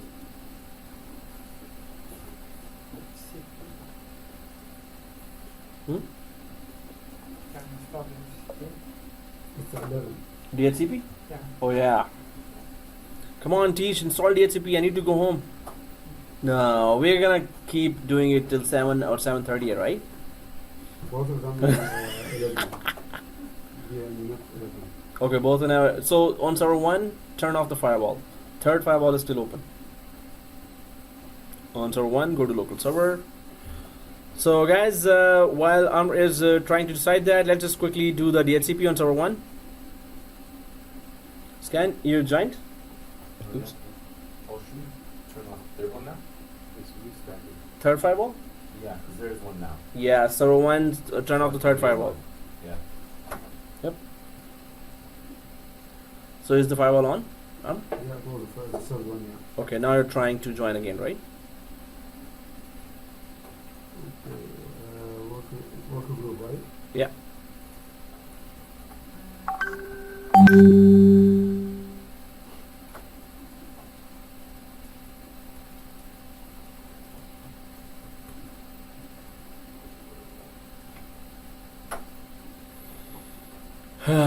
Tools, and well, in order to install DHCP, you have to go to dashboard and add rows and features, and then go for it worked. Okay, add rows and features. So while on server 1, we're going for add rows and features because we need to install DHCP as well, and then we need to join. We need to make sure that the DHCP IP goes to Windows 8. Then we're going to join Windows 8 to domain. If DHCP is properly configured, it's going to work. Everyone server 1? Yay! Server 1 and click add roles and features. Go to dashboard and go to add roles and features, and then next, role based or feature based next, server 1 like this next, until you reach the roles window. And then let's quickly do that before Armor can reach that. So DHCP server here. You're Server 1? Yeah, you done with that? No, the other one I didn't finish it. Something is wrong. Gets is an error. Ouch. Yeah. So it's communication error. And Yeah. Active Directory, the main controller, or Mhm. the main network, the main local, cannot be contacted. To ensure that the domain name is typed correctly. DHCP, select that, add features. So once it's restarting, then you can just quickly come here and do the DHCP. So DHCP. So next. And nothing in the features. Next. So come quickly join us, man. Restart, click that, press yes, and click install. So once DCP gets installed, do not close this window.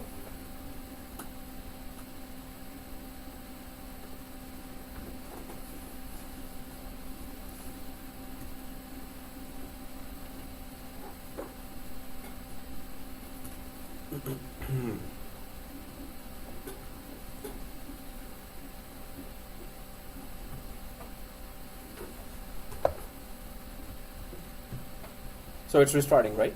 Server 2. What do you mean? Oh, it's User processing. net plus domain, right? No, net admin. Net admin. That's 50 timbits now. Okay. So complete DHCP configuration. Everyone sees that? Yeah. No? Yes? Yes? So are you server 1 or 2? Server 1. So you're there? And complete DHCP, click that. So you should be seeing DHCP administrators and DHCP users. This window you should be seeing. So you're where? Add roles and features. Yeah. Next. DHCP, next. So Active Directory. You need either the big screen or eye test. Which So okay, HTTP server. no, what are you talking to see? Exchange server? No, which one? Which DHCP. So are you on the roles window? Or add roles and features? Yeah, you're there. Just Yeah. click that. Yeah, you're there. This is the one. But click the checkbox. Yeah, well, I did that. Add Then features. yeah, there's next. Finish. Nothing else. Keep going till the end. Install. Yeah. So until you reach the blue line on that page, don't close that window. Until you reach the blue line. Where? You have the blue line? Feature installation. Okay. So DHCP administrators, guys, here, this is what you will see now. When you click the blue line, this is what you will see. And next. So next screen, we don't have to change anything in the previous screen. We don't have to change in the next screen because it's just saying, are you logged in from NetAdmin, right? So we are logged in from NetAdmin, right? Anyone seeing here administrator? Administrator account? No? Scan? Okay. Net admin. So NetAdmin commit. Let's just click commit. You should be seeing 2 dones. Do you all see done? All done, right? Yeah. Done, right? You don't see done? So if it is done, then click close. Do you see done? Yeah. Okay. Lots of done here. Click close and close this window as well. All great now. Okay. So now tools, now we need to configure DHCP. We just installed it, right? So tools and DHCP, this one.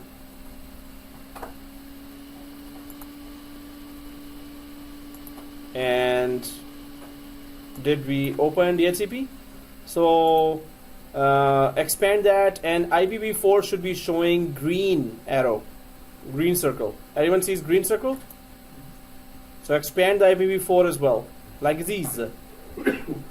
So if you see IPv4, right click like these. Right click, and do you see new scope like these? Everyone there?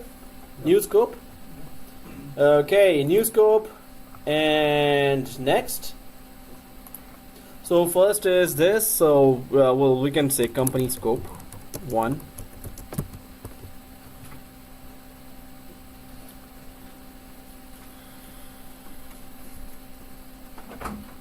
Company scope 1.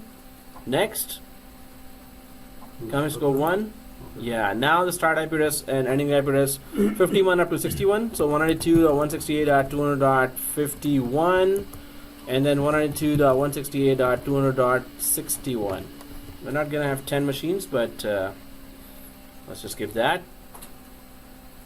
Once you put the IP address, click 10 next. machines or 11 machines? 10. Let's say 11 machines. Oh, then 11.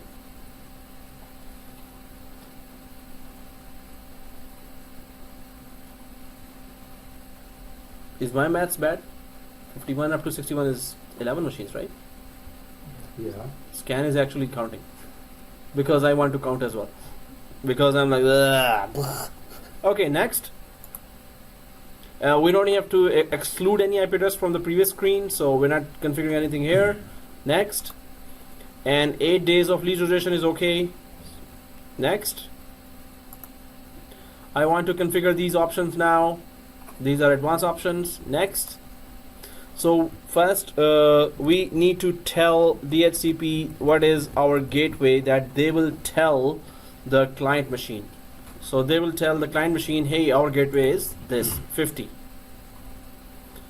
Then next, it already detects that its domain name is netplusdomain.local. It already detects that its IP address is 200.1. So next, Win's server are old DNS, old name resolution servers, and Microsoft is removing Win slowly and introducing the DNS servers. So we're not going to configure Win servers. So we're gonna just leave it like that. Next, and yes, I want to activate the scope. Press next, and finish. Can anyone tell me what's the IP address Windows 8 will get? So you're saying 51. Anyone else? What IP address Windows 8 will get? 51? Anyone else? 51? What IP Windows 8 will get? Scan? Amr? What IP? Hey, what IP it will get? Guess. 98? 62. Okay. I thought I was tired. No, but Amr is also not saying. Let's surround him as well. What's the IP? 98? 99? So which one? Click finish and let's go to Windows 8. Hey, you're supposed to say something. Something. Oh, not something. The IP. Why did you shut off? No, it just shut off itself. I don't know why. I did the same thing. Oh. Just click anywhere. Yeah. So local admin here. Let's log in from that. So Armut says 63. Because he's not saying anything, let's assume he's saying 63. I Right? would say 51. 51? Yeah. Because you checked it right just now? Yeah. Okay. No, I didn't check it. I answered the same question and lost. Because others. Okay. And that was correct. Okay. But the concept is, well, because our range started from 51, DHCP always gives IP sequentially. So it will first give 51, then it will give any other IP. Yeah. But 62, because it was not excluded, right? It has. Okay. So guys, did we confirm that the IP is getting 51? So I'm just gonna right click here on Windows 8 and right click on the network, open network sharing, and go to Ethernet 0 and details. Yes, it's 51. So that is mucho correct. So Ethernet 0 and then details 51. You see that, right? Oh, then check your Windows 8 VMnet 8 settings. I think it's on VMnet 8 because it should be on VMnet 11. 11? Because it's not communicating, huh? 169? Serious? So change that line. That line is cursed, right? Oh no, just kidding. So, what? Serious? Are you able to? Obviously, you're not able to ping then. Did you get an IP? Oh, what am I talking about? That's what you're saying. 169 is the IP, right? So this Windows machine cannot communicate with the DHCP server. So this means check your VMnet connection first of all. Second thing, turn off the firewall of server 1. When you do the NS lookup, that tells you the network that's connected to? No, NS lookup tells who is our DNS server. What server is our DNS server? Oh, okay, cool. Firewall job for server 1, right? Yeah, so you. So all three are off. VMnet 11 is the selected VMnet there. Then what is the VMnet of server 01? No. Are you sure? So server 1 VMnet 11. Oh, so it's not okay. So restart your Windows 8. It's Windows, right? So okay, guys. So here, if it is 51, we need to join it to domain now. So in our how do we join Windows 8 to domain? Open the File Explorer and right-click this PC and click Properties. Did you restart? Okay. So when you restart, check your IP directly, because it will try to make connection again with the DHCP at that time. You're restarting as well, Scan, right? So Properties here, this PC, Properties, and then go for Change Settings here. On the right side, to join it to domain, click Change Settings. Once you click Change Settings, then we can click Change here. After Change Settings, click Change, and the domain name. Net plus domain dot local, the full domain name, net plus domain dot local, enter, and then net admin as the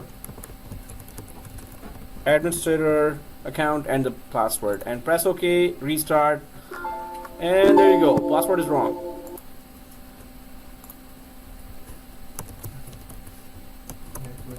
Oh, so it was a restart. So scan.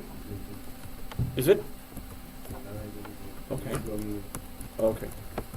What? What happened? Welcome to network. But why are you so strange about what? Why did you work? Exactly. Okay, guys, so this is it. We still have 10 minutes, so we can practice something else. Like, Shut down the computer. like shut down the computer. That's a good one. That's a good one. Yeah, it takes 10 minutes. Yeah. Before we did that, I did the NS lookup and it said it was already connected to it. So what did we do? NS lookup should be just giving that same FQDN again and again. It said server 01 and then it said Yeah, the full domain name. Server 01.netdomain.local and 192.168.200.1. yeah, so that means it's connected already. So what we did now is another lookup for it, or We just joined to domain, right? but it was already joined. Yeah. So the NS lookup is in a way. No, NS lookup is just telling through Windows 8. In Windows 8, if your preferred DNS is 200.1, when you run NS lookup, it goes to the network card. It checks for who is our DNS server IP address, preferred DNS IP address. It goes to then that server and picks up information about the DNS. What is our DNS? Then it put it back. But whether it is joined to domain or not has nothing to do with the NS lookup information. Okay. Okay, guys. So the final thing is server 1. Let's go there and open Active Directory users and computers in server 1. Active Directory users and computers. And just confirm if in the computers container server 2 and client 01 is showing like Z's. If it is, then right click and shut down all machines, and let's meet on 9 o'clock Friday. 9 o'clock. This means 8:45. This means somebody has to open that at 9 o'clock as well. So if it is showing this, shut down. We're good. So now next class we're gonna do WSUS, then we're gonna go for WDS, right? So it's good that there are 2 classes in the week, so we're gonna finish it fast.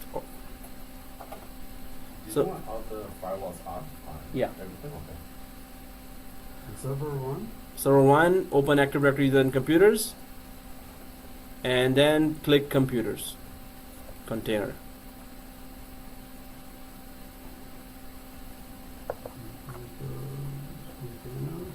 Yeah. What's wrong with it? What's wrong with it? So it should be client 0. It's like this. Looks like this. Perfecto.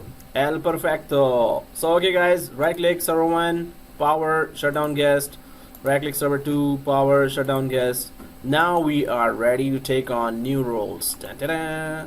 Windows 8, right click, shutdown guest. Aren't you suspended? Hmm? No, one is still running. Oh, so you want to shut it down? Yeah, shutdown or suspend. You want to suspend? Go ahead, suspend. It's okay. If it's VMware class or Citrix class, we only suspend. Okay. But this is okay. Okay. You Mhm. can send me my roadmap for the classes. Remember? What? The roadmap for the classes. Oh yeah. Did you send me that? I told you I will